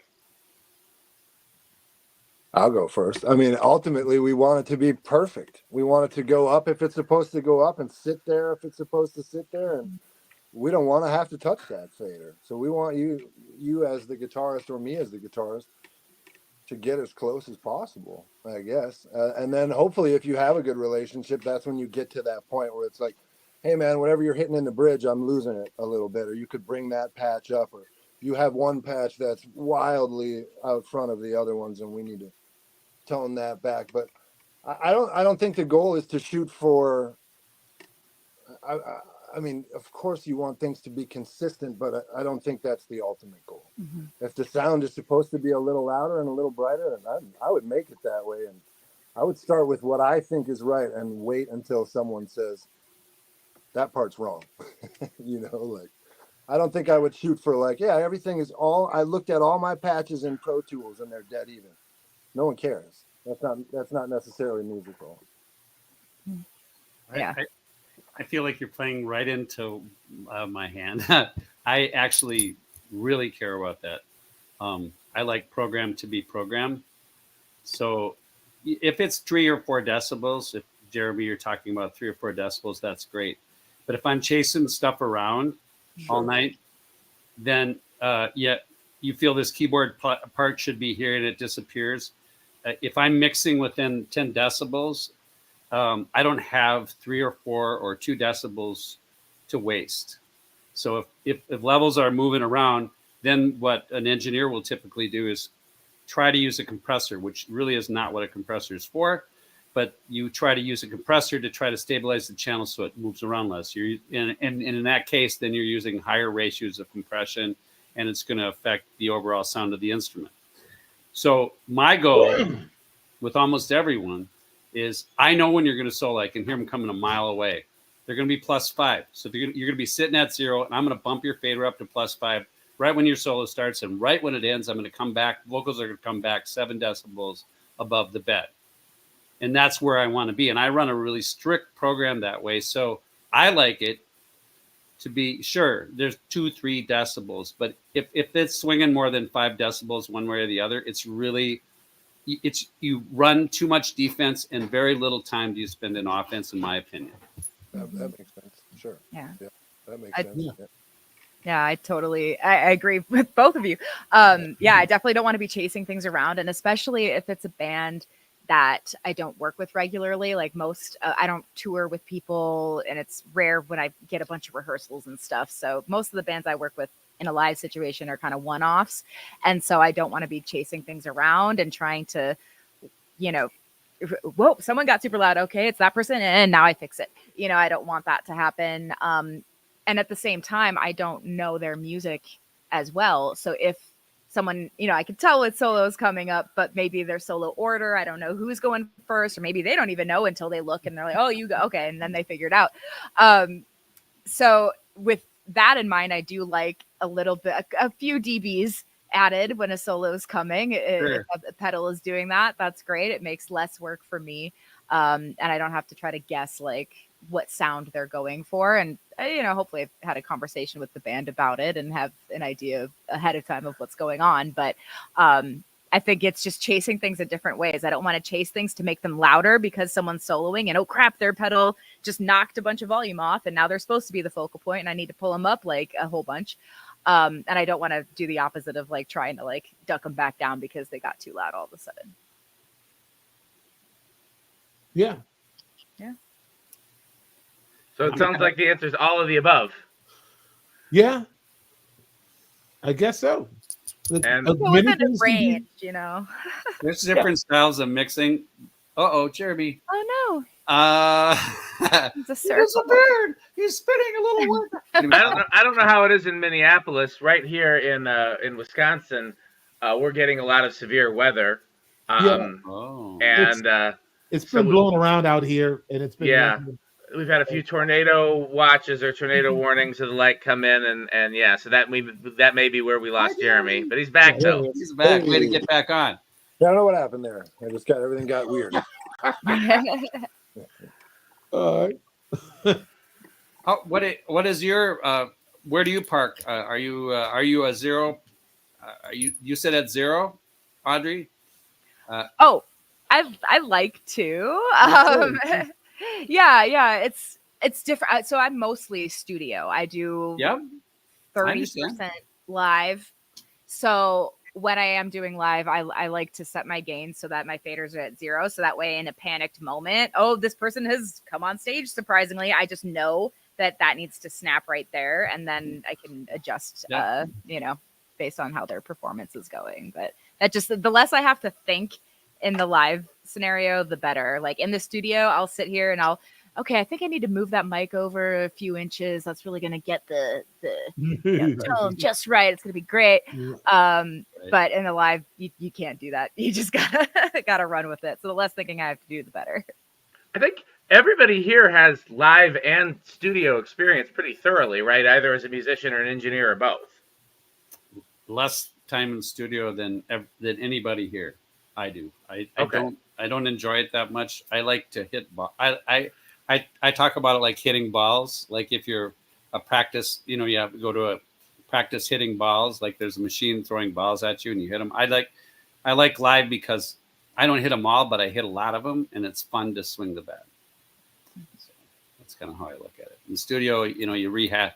We could get a better solo. I think we should take it again. Right. I mean, that kind of thing for me. I just, it's hard for me to stay with it, Go home. Yeah. I don't care if you get the solo right. I want to leave. Okay. Sometimes you got to cut them off too. I don't know. Classical people, I mean, they're not really going to solo, but like they're very particular about like it has to be just right. And I've edited 30-second notes for people, just to make sure everything is exactly right. And we do 30 takes of a 4-measure chunk so that it is right, and it can be tedious. That is very true. I'll poke my eyes out. I'll say that my studio experience informs my live approach and vice versa. I am always aiming to play balanced, and for the sake of the for sake of the larger picture. And also I don't like to make mistakes, so I like to be sure about what I'm doing. And I have to get clear in my mind first, about what is really the task.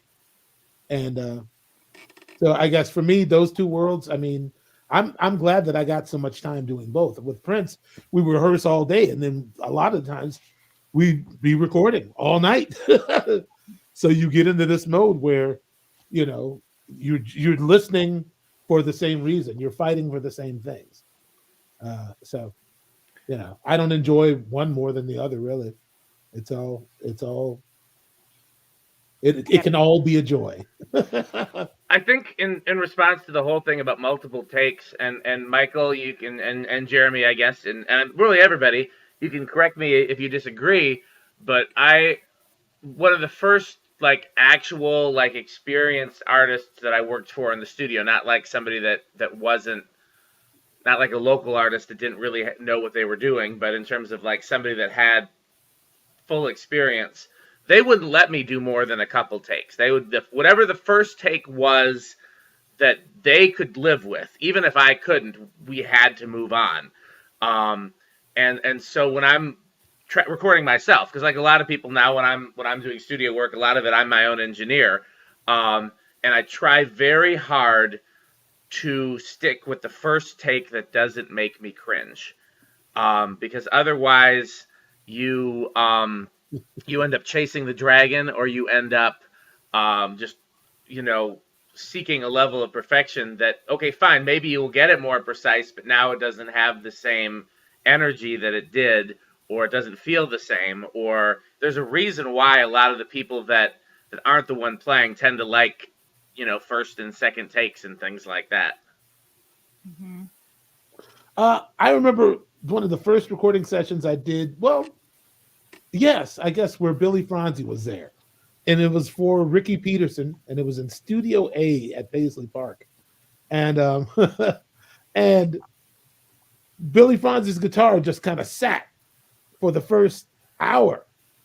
And he was out in, maybe having a cup of coffee or something. He might have been outside smoking. Having a Heineken, yeah. I learned that Ricky had this policy working when he worked with Billy Franzi. He wouldn't let him touch the guitar until it was time to actually record. Mm. Because I think Billy, some people get a kind of paralysis in the studio. Billy did, yeah. And Ricky worked with him enough to know that. I didn't know that. I had only mainly worked with Billy on stage. So I didn't know he had this kind of peculiar sort of, glitch, that he got very self-conscious in the studio.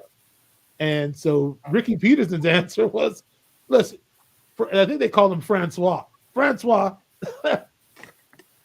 don't touch that guitar until it's time for you to actually play. Because all the good notes are going to go right out the window, So he wouldn't let him touch the guitar until it was time to play. And even then, they only gave Ricky only gave Billy Franzi a couple of passes, really. They really wouldn't, And Prince Prince claimed that I was worse than he was. Because if there was anything I wanted to, he would argue with me if we could just do it one more time. Why? What was wrong with that?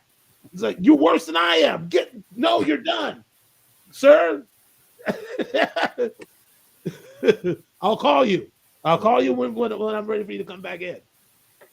Yeah, so I guess that's when I realized that I really was a perfectionist and not just imagining that. Because Prince was a perfectionist, and for him to say, I mean, surely he was just, even if I made a mistake, he's like, that's cool, I'll make something out of it. Let's move on. Right. Yeah, he really wanted to catch the lightning. He wasn't, you weren't playing for your own gratification. You were playing for his gratification. Yeah. So you better, have your arsenal together and be, in a mindset where, because whatever mistakes you make, you might have to live with them. It's interesting that you say that. I think that is very true. I think that young engineers, or at least I had this misconception making records, okay, the more records I make and kind of the bigger the records get or whatever, the more time we'll have for everything. And like, you know, you hear about these records that take forever, and it's like, oh, they spend a week getting the snare drum sound or whatever. And then you get to these sessions and you realize the bigger the session or the higher profile people or caliber you're working with, the faster they move. Because everyone's ready to go. And then, let's get a sound, man. I'm ready to play. Are you ready to play? Yeah, I'm ready to play too. I'm putting my coffee down and headphones are fine. Let's go. That's and right. It's not like, well, hang on. Can I hear the rack tom again for a little bit? It's kind of No, like, no. you better have a sound that's pretty good. So same thing as an engineer. Like, you might have to live with the fact that something was a little messed up because it was time to roll one, and someone looked up and said, hey, roll tape on this. And that was it. That was the one, you know? So, Yeah. you know, I asked Susan Rogers, who used to engineer for Prince. I said, the one thing I never got to ask him was, how come the vocal is the vocal is distorted on Little Red Corvette? Like, who did that? She was like, it wasn't me. That might have been, you know, and she named a couple of names of some other people. I was like, sure. You know, but I'm sure Prince was like, that's cool. You know. Absolutely. I know Evan has a story specifically at my friend Evan Bakke, who engineered for Prince for a while. He went out and Prince was like, get a vocal sound. I think he told him, you know, use that preamp and this compressor, and I want this microphone on the boom, and get me a sound quick. And so Evan got a quick sound, and he sat down and put the headphones on, and he checked the mic or whatever, and Evan saw the needle slam. So he went to like kind of dive for the compressor, like, oh, that's a little hot. No, that sounds perfect. I'll take it from here. He liked what he heard. Like, don't touch that now. I don't care if the needle's ticking off the back of the meter. That's it sounds exactly cool. right. I'm gonna cut this vocal. You go back in the lounge, and I'll let you know when I need you again. But it was that thing of being like, oh, that's wrong. Let me grab it. And he was already could identify. That sounds cool to me. Whatever it's doing right now, that's what I want to get. It's time to roll. You know, and it's same thing. It's like, well, hopefully it's cool. You know, like maybe it's cool, maybe it's not. It's baked in now. But as long as he says it's cool, it's cool. Decision, yeah. And then that was a. I do remember him saying the reason he got the Dimidio board that lived in Studio B was because he had used one at Sunset, and you could just keep turning up the bass and it would never distort. He said it just get warmer and fatter.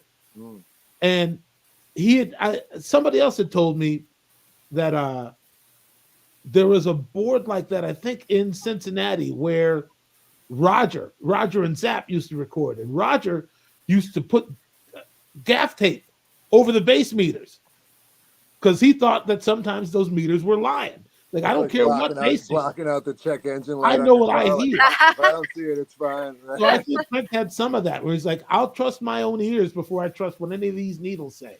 Sure, a lot of those consoles, the meters would give up well before the good sound would give up. Some of those, and there you have it. Push really hard into them, and some of those transformers and some of that soaking up that happens is actually really musical and nice in a recording setting, you know. So so I think he was always willing to take the risk, you know, and sometimes it worked in his favor and other times it didn't.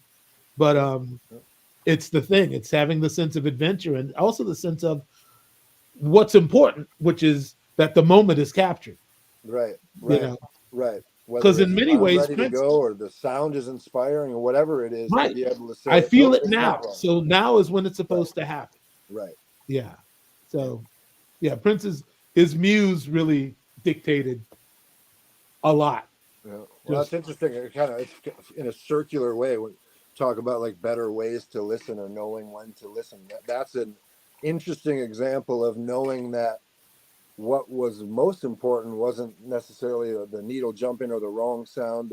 The part to listen to was the part that the music was about to get made right now. Yeah. So the other stuff didn't matter. You know what I mean? Or it wasn't as important. Right, I mean, right. and everybody here knows how big a hit Little Red Corvette was. Right. So ultimately, he had the last laugh on that. Yeah, who made that vocal so crunchy? Who cares? Have you heard that song? Right. Pretty much. Yeah. Now, Cody, I have heard that when Prince would sit in at bunkers, that his guitar was always on 11. Is that true? No, Not He Prince. was. No, he didn't play really loud. He Guitar wise, wasn't he like was. that. Mm-mm. That's Jelly Bean. Well, I've heard that too. Oh, I've heard that you too. names now? I thought we were gonna keep that. Sorry. In fairness, that's not a secret. That is not a secret. Everybody knows that. All right. Yeah, but we're not trying to single nobody out necessarily. We're trying Yeah. to inspire. We're trying to Jelly inspire Bean doesn't people play to do loud that. anymore. That's all. He doesn't play loud anymore, Michael. Have you had Jelly Bean sit in with you lately? No, He's you not. said he doesn't play as loud. Nope. I wonder what happened. Don't know. All He's- right, Not at all. Not at all. maybe he had a moment. Maybe he had an epiphany. God bless Probably. him if he did. God Yeah, bless him anyway. Yeah. and that's yes. I'll say that too. Yeah. Yeah. But there is. I mean, you're never too old to learn. If your heart is if your heart and mind are open, there's always something to learn. Well, he's a drummer, right? Yeah, and he's a good guitar player. It's like- Yeah, he's a good guitar. I remember Prince had come down and Jelly sat in with us, and next day at rehearsal, I don't think Prince knew that Jelly Bean really played guitar, and he said Jelly can play a little bit, huh? You know, and that's high praise coming from Prince to even admit that he liked something somebody else was Right. doing. You know, And play a little bit means like, hey, wait a minute. Right, like, oh, right, you're right. saying something. How good Yeah, are but, you? Wait, you know, you're not I'm better than me, interested are in you? what you have to say. Yeah, you can play a little bit. He was saying some things. Yeah. Jesse's Yeah. loud. Well, he could hear him. He was loud enough for him to hear. Jesse's loud.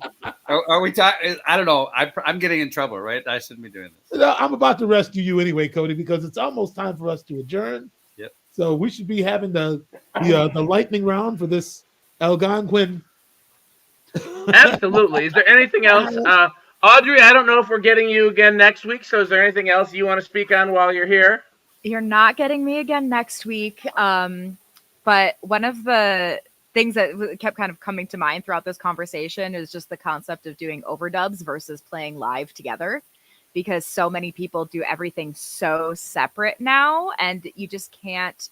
You can respond to what came before you, but they're not going to respond to you when you're doing your overdub after the fact. And so when we're talking about like interaction and like leaving space for somebody else, like that's just harder in an overdub environment. It doesn't really work the same way as if we're having a band together, they're all playing, like can see each other, they can interact that way. It's just that just kept coming up to mind over the course of the conversation. I thought that was I will say this, and again, we've got several other much more accomplished session musicians than me here that can speak on that as well.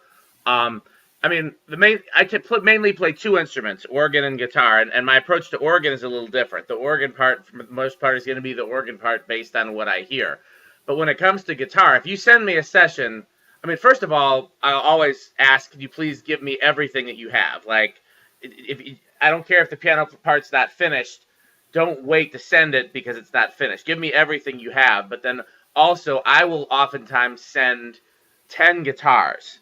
And depending on what happens after me, you might use 2 of them, or you might use all 10, or you might use something in between, or you might mix them accordingly. But I always err on the side of sending more, and sending more that can be split up, separate tracks and separate guitars, so that you don't necessarily have to use them all or use them all the same way. And so that's my response to that. At least as an organist. Oh, Dan. As an organist, I you're not layering organs the way you're layering guitars, but for at least for guitar, that's my solution to that. And I really do like doing sessions that way, because I can try a bunch of things, and you can use what you want to use and not use what you don't want to use, and I can send you, like I said, I can send you 10 files, and then based on what happens after me, you know affects how you use them. But I don't mind that. Now, when it comes to live, obviously that's a different story. But I think that comes back to the whole conversation about listening, because again, Michael is the one that taught me live. I don't need to be hearing everything that's going on. I need to be more interested in what my neighbor is doing. And then even if that's not blasting at me, I still know what to leave space for. That's right. Mhm. I know. I And mean, go ahead, Mike. no, go ahead, man. Because I was. Well, I was going to say, you can speak to it even more so as a drummer. As a guy, I've been hired to play drums on a decent amount of isolated recording sessions like this, and as a drummer, I can tell you, it can be an absolute nightmare because you will get often delivered to you a track that's maybe one scratch guitar and a scratch vocal to a click that may not even necessarily be playing all that together with the click, but close enough. And then it's like, yeah, man, just give me this Beatlesy thing and blah, blah, blah. And it's like they rattle off all these terms and you have nothing to bounce off of, no other musical ideas to play off of. You have a raggedy scratch track and like some cliff notes. And sometimes you get to underdub, as I like to call it, where you get a full song and it's like, oh, awesome. I can sneak right under this and no problem. But often you get left as a drummer as the first guy to go. Or girl, it can be a disaster where it's like, yeah, and it's always, it seems often like it's like, make it real Ringo-y. And it's like, what? I don't even know what this song is. It's like a wispy little vocal and like the tiniest acoustic. And you're like, well, it's gonna have pedal steel and Hammond organ and this guy and this girl and this thing. And it's like, well, that would be cool to hear, so I could maybe like play some music along with that, Yeah, no, they really. As a bass player, I like to go as late as possible. I would love to be, even as the bass player, I'd love to be the last guy to overdub after the lead vocals there. So everybody wants to be the last guy. Yeah, everyone wants. Yeah, I suppose McCartney was that guy. Yeah. Paul McCartney was that dude. He was. He would push everybody else through everything else, and then he would sit back and take a whole track for bass, just bass guitar. Yeah, you got drums and piano on the same channels. Four available. All this bouncing going on, and then McCartney just greedy. 25%. Yeah. But I was going to say maybe we can address this one question that happened to catch my attention, and Dan probably saw it and was gonna, but I made him gun shy. So this right here, somebody asking about, it's hard to learn anyway when you don't yet know what good sounds like. Now, I think that's valid because, a lot of things in life you have to be shown, and also the word good is, it's relative, but,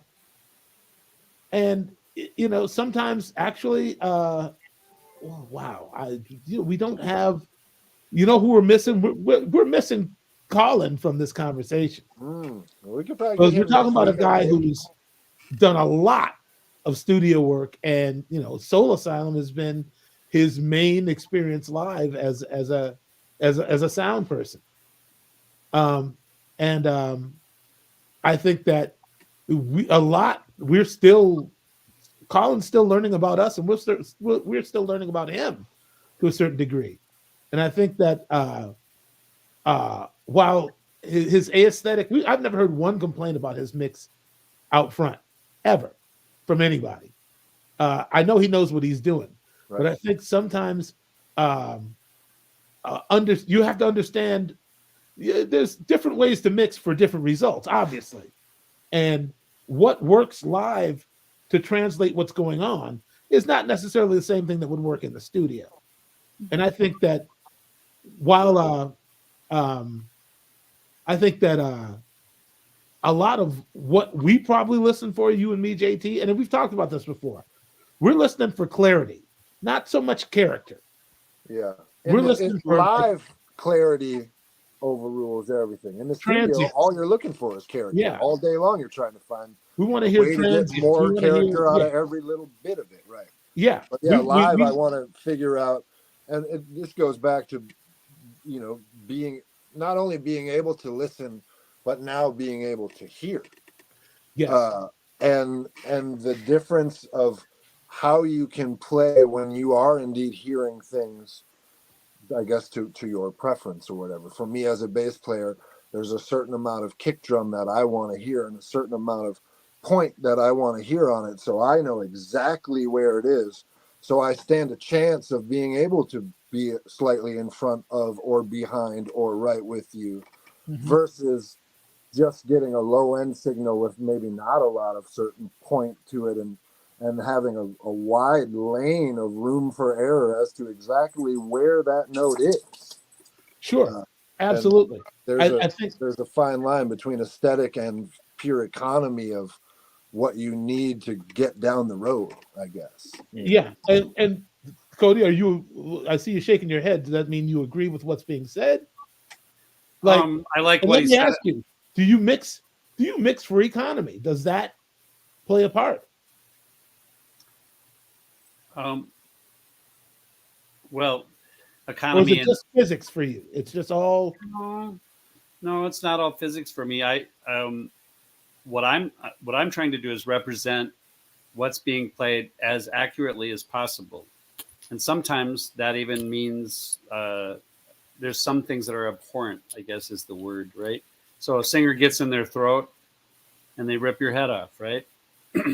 I can make the decision, okay, that's not going to happen to me again. So I'm going to grab those frequencies. I'm going to pull those down, or I'm going to take a multi-band compressor and I'm going to compress that away, right?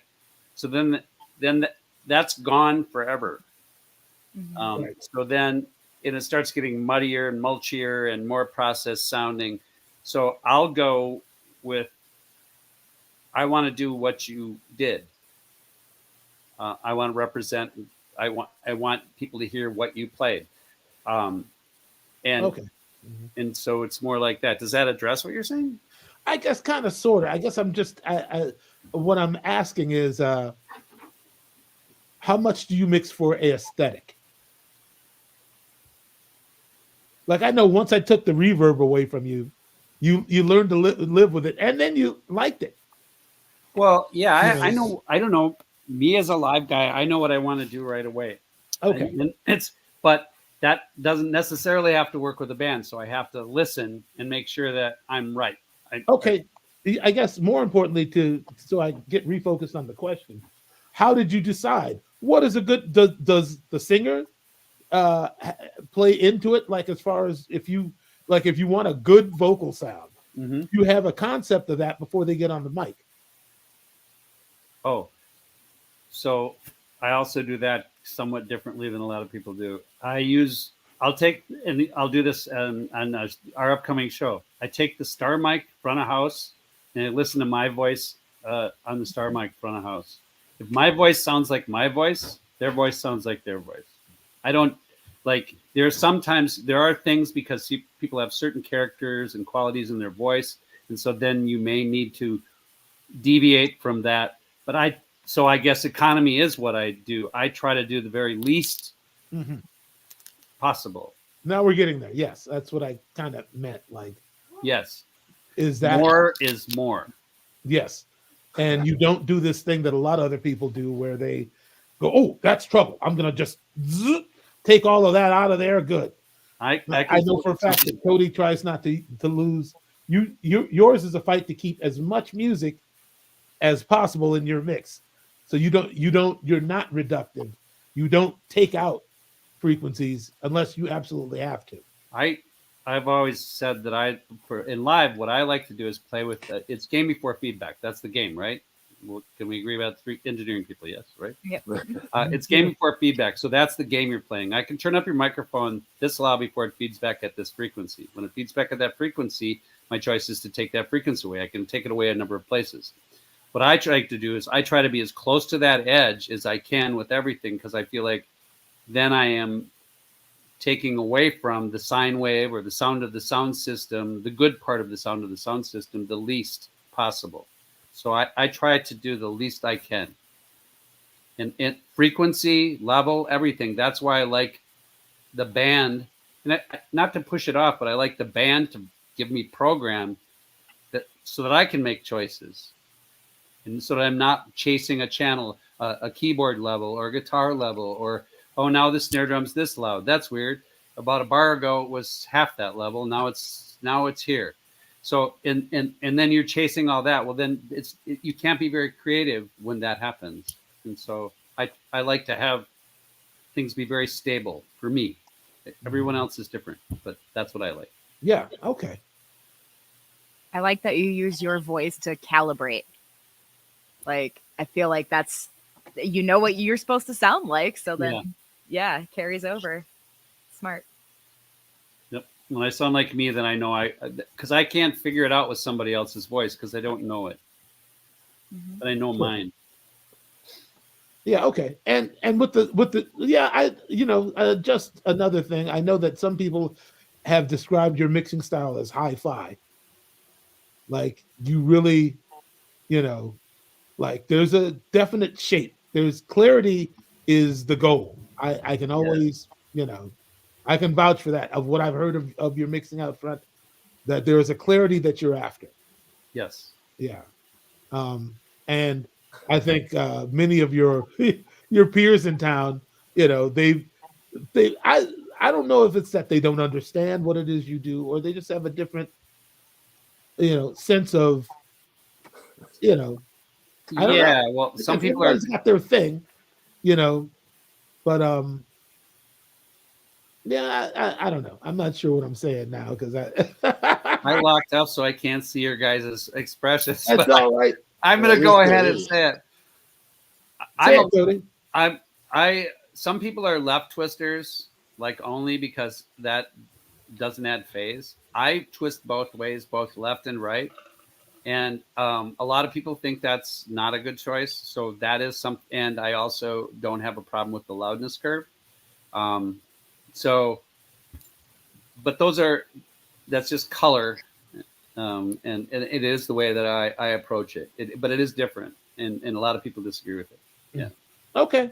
That's all right. I mean, I like the fact that you're different, but the biggest thing that I appreciate about Cody is that no matter where I've played with Cody, he fights until that PA is saying something good. Cody never gives up.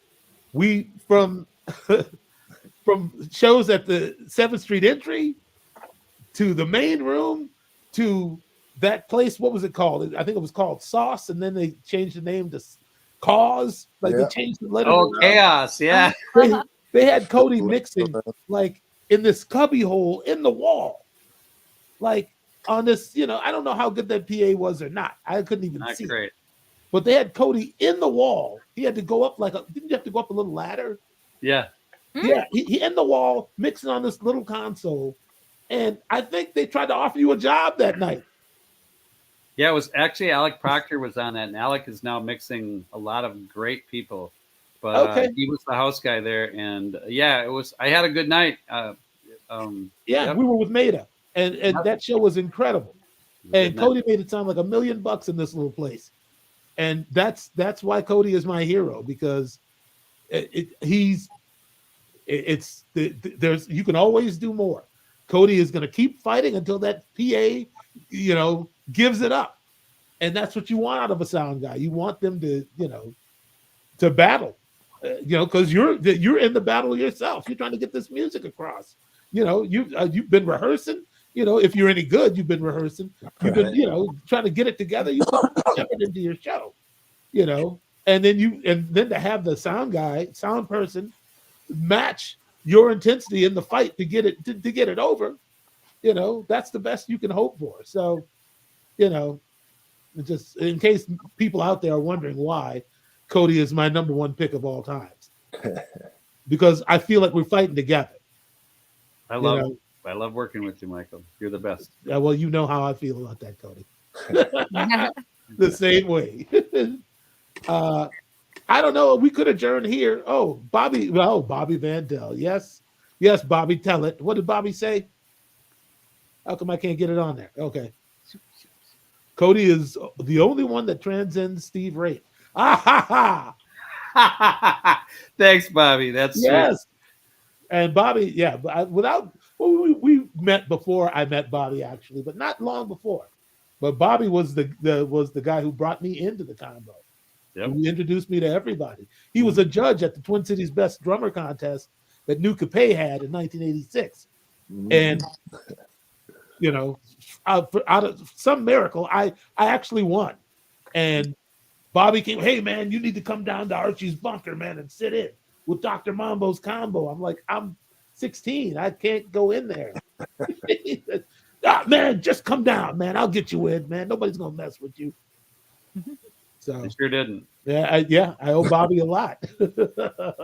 No, great. Cody's mixes are never disappointing, said Jared. That's all right, man. Thank you, Jared. Yeah, and I miss G-Man. I miss you, G-Man. That's right. Thank you for tuning in, man. Yes. But yeah, I mean, I think, yeah, we've congratulated ourselves enough here. All right. On that note, isn't Cody mixing Saturday? Yes, Cody is mixing Saturday. We're gonna be together. That's Saturday, why don't you remind everybody what you got going on Saturday? Oh, it's nothing special, just a bevy of, just a cavalcade of some of the best musicians ever been gave. Wow, how do I explain Saturday? Well, if you're a fan of Prince and the NPG, this is the event for you because Levi Caesar, Tommy Barbarella, Tony Mosley, myself, and of course the illustrious Sonny Thompson will be playing down at the Uptown Theater. Nerdy is actually opening for us. He goes on at 8. We go on about 9:30. There's still tickets available at Ticketmaster. You have to search for Together, the number 2, and then Gether. Wow. I guess I'll tell the story as short as possible. Love you back, Bobby. The Diamonds and Pearls box set came out in October to very little like fanfare, like in terms of promotion or, there were no events really. I think there was an autograph signing that I didn't show up for, but like the band didn't get together or play to play or anything. I felt cheated. And I feel like as a member of the new power generation, we were always and still tend to be lost in the shadows whenever the revolution starts to whenever Prince starts to get talked about. The revolution is don't be booing the revolution. They're all right. Spiffy's got his thumbs talking about boo. Nah, man, that's my family also, man. I don't some of those people I know better than others, but it's all Purple family, brother. And they do their thing and we do our thing. Now, what a lot of people don't realize is that by the time Prince had 1999, everybody knew how the rest of the story was going to go. And they were fortunate, but they had to work hard. To work with a genius, you almost got to be a genius yourself. So I don't put shade on anybody who's been involved working for Prince, who managed to stay for any amount of time. Did I just lose everybody and I just got I don't know why that happened. I don't know why we all got frozen Cody too, not just regular Cody. I'm gonna take Cody off and put him back on and see. Yeah, I'm frozen like a mother. We still got frozen Cody. All right, it's okay. I'm frozen. Sorry. Anyway, I decided to do something about it, and kind of simultaneously, I had a song I had been working on that I wanted to duet with Sonny, and so these things kind of all converged at once. Like, just sort of I felt the need and responsibility to take more charge over my own contribution to Prince's legacy and do what I feel, needs to be done, rather than waiting for somebody else to ask me or tell me, really, because I'm feeling myself lately as more of a leader than a follower. But I think I'm a good leader because I know how to follow instructions, and any good leader knows how to follow instructions. So I've had my experience on the one side, and I've been,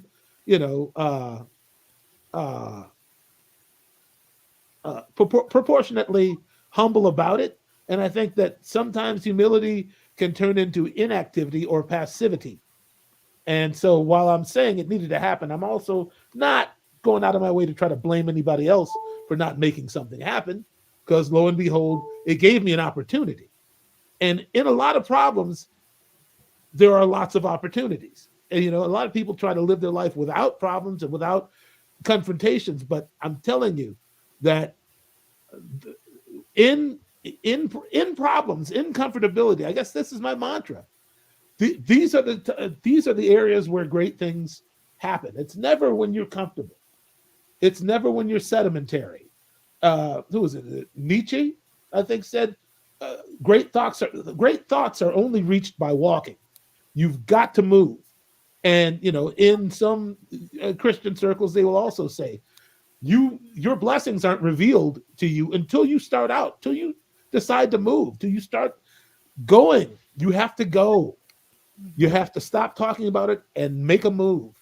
And God will meet you at some point in the process to confirm your plans, if that's what's supposed to happen. Like I said, also, I don't believe in accidents. So, but I do believe that what is a Chinese proverb that the journey of 1,000 miles begins with one step. Yep. with a single. Anyway, all I'm saying is that the more upset I got, the more I got convicted, because I realized I was not being a proper steward to my own legacy.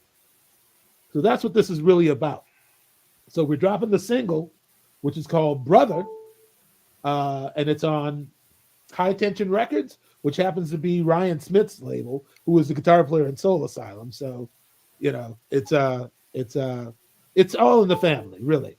It's Ryan's label, it's me and Sonny, and all of our friends. Chastity Brown is making an appearance. The Steels is making an appearance. The Steels is. Dave Perner might make an appearance. We don't know yet for sure. We'll see how rehearsal goes. If he's still into it, I'm sure he'll probably show either way. But so it's like I said, a night to remember. We're just kind of honoring and celebrating Prince's life and his music, and we're dropping this single that's supposed to give you good vibrations and promote love on Earth and throughout the perpetual universe. It's a big room, and and we have high hopes. Do you know how many tickets you've sold so far? Oh, I'm sure not enough to pay everybody yet. But that's all right. I'm hopeful, and there's very little competition for that night. And the last few shows at the Uptown have all sold out. So I think, in spite of the construction going on in that area right now, I'm expecting it to be a full house. And whether it's 1,700 people or 17, they're going to get the show of their life, because I'm not going to have it any other way. So don't miss it. if you're a fan of Prince, or a fan of Michael, or a fan of just good music in general, and you are able to get to Minneapolis on the 20th, you should definitely go. I looked at tickets. They're starting at around $40-$50 for floor, and then going up, I think it's like $100 for VIT. So they're not crazy expensive, even though they're on Ticketmaster. And I know everybody hates Ticketmaster, but sometimes you got to deal with them. Well, yeah, I mean, it's a Live Nation house, so you got to do what you're told. Yeah. So definitely, I'm hoping to go, and I'm hoping to see as many of you there as I can, and hopefully, even if I'm not able to go, many of y'all will make it. So please come out and support Michael and Sonny and everybody. That's just, I mean, I know it's going to be phenomenal. I'm excited for Michael and for everybody that's doing it. Well, I'm glad to hear that, man. I mean, it's really, it's a continuation of just the sort of love walk I've been on, man. I mean, I don't mean to belabor the point, but it's just, we're living in a day and age where people care about very little, other than themselves. And it's just, I don't know how we're going to make it unless, we're in it together, really, whether we realize or acknowledge it. Like, everything is interrelated, man. Amen. At the end of the day, it's just atoms and and waves and particles. And if you ask some people, this conversation isn't even really happening right now. So I mean, it just depends on your perspective, but the reality is that everything is interconnected, and the sooner we acknowledge it as a species, the better things will get. And that's just kind of where I'm at. in my life, in my mind, and in my heart, in my soul. This is what I want for the world. So if you want more love in the world, then you have to contribute, show more love, give more love. You know, whatever you want to see more in the world of, it starts with you. In the mean, go ahead. I'm sorry. Nope. How do you top that? That's how you finish that. Yep. Yep. The sermon is over. Right. Amen. Let the church say yes. In the meantime, we will be back here next Tuesday for another installment of this. Oh yeah. So please join us again on Tuesday with Reverend Michael and Audrey and Cody, Jeremy. Anything you guys got going on you want to shout out? I know Jeremy and Cody will both be involved in Michael's event as well. Yeah. Cody will be running house, and Colin will be running monitors. JT, I'm hoping will guitar tech and kind of help out, like kind of pinch hit. We really need to, JT. I'll just be hanging out. Yeah.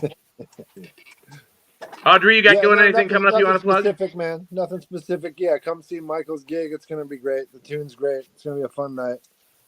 Yeah, That's right. JT mixed the single. I forgot to mention that. Yeah. Take your credit, brother. Yep. Jeremy Tapero mixed the single. The Sonny and our duo is called Brothers. In case you've seen it on Facebook or Instagram, that's me and Sonny. We're brothers, with the BR in parentheses because we're we're just two people who feel less alone when we're together. Like we both feel like strangers on this planet a lot, but somehow, you know. Sonny's. I don't have any blood brothers. Sonny's kind of as close as I've come to that in my time on the planet. So that's why we call brothers. One of Sonny's friends said he thought that we both came down in the same pod, and that kind of I was like, yeah, okay, I get that, man. It kind of feels like we did sometimes. Mm-hmm. So the BR is separate from the others because we're kind of others also. We're like we're just wired different.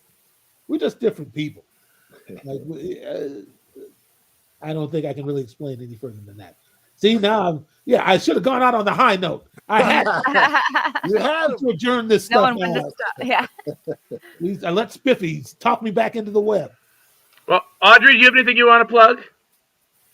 Just opera coming up. So if you're Audrey, do you have anything you want to plug? Yes, can you hear me? Am I on? Mm-hmm. Yes, great. Can you hear her? All right. Yeah, cool. Say it. All right, opera stuff. Come see Candide if you're in Madison. It's going to be fun and French. It's going to be great. Fun and French. Exactly. Mais oui. Well, hopefully I'll see you guys on the 20th. Hopefully I'll see everybody here next week. For another installment of this mini-series. Thank you again for everybody for joining us. Thank you, Audrey. In case we don't get you again anytime soon, I'm sure we'll do something in the future, as always. My brothers as well, Cody, Michael, and Jeremy. So hopefully we'll have all you back. Love you all.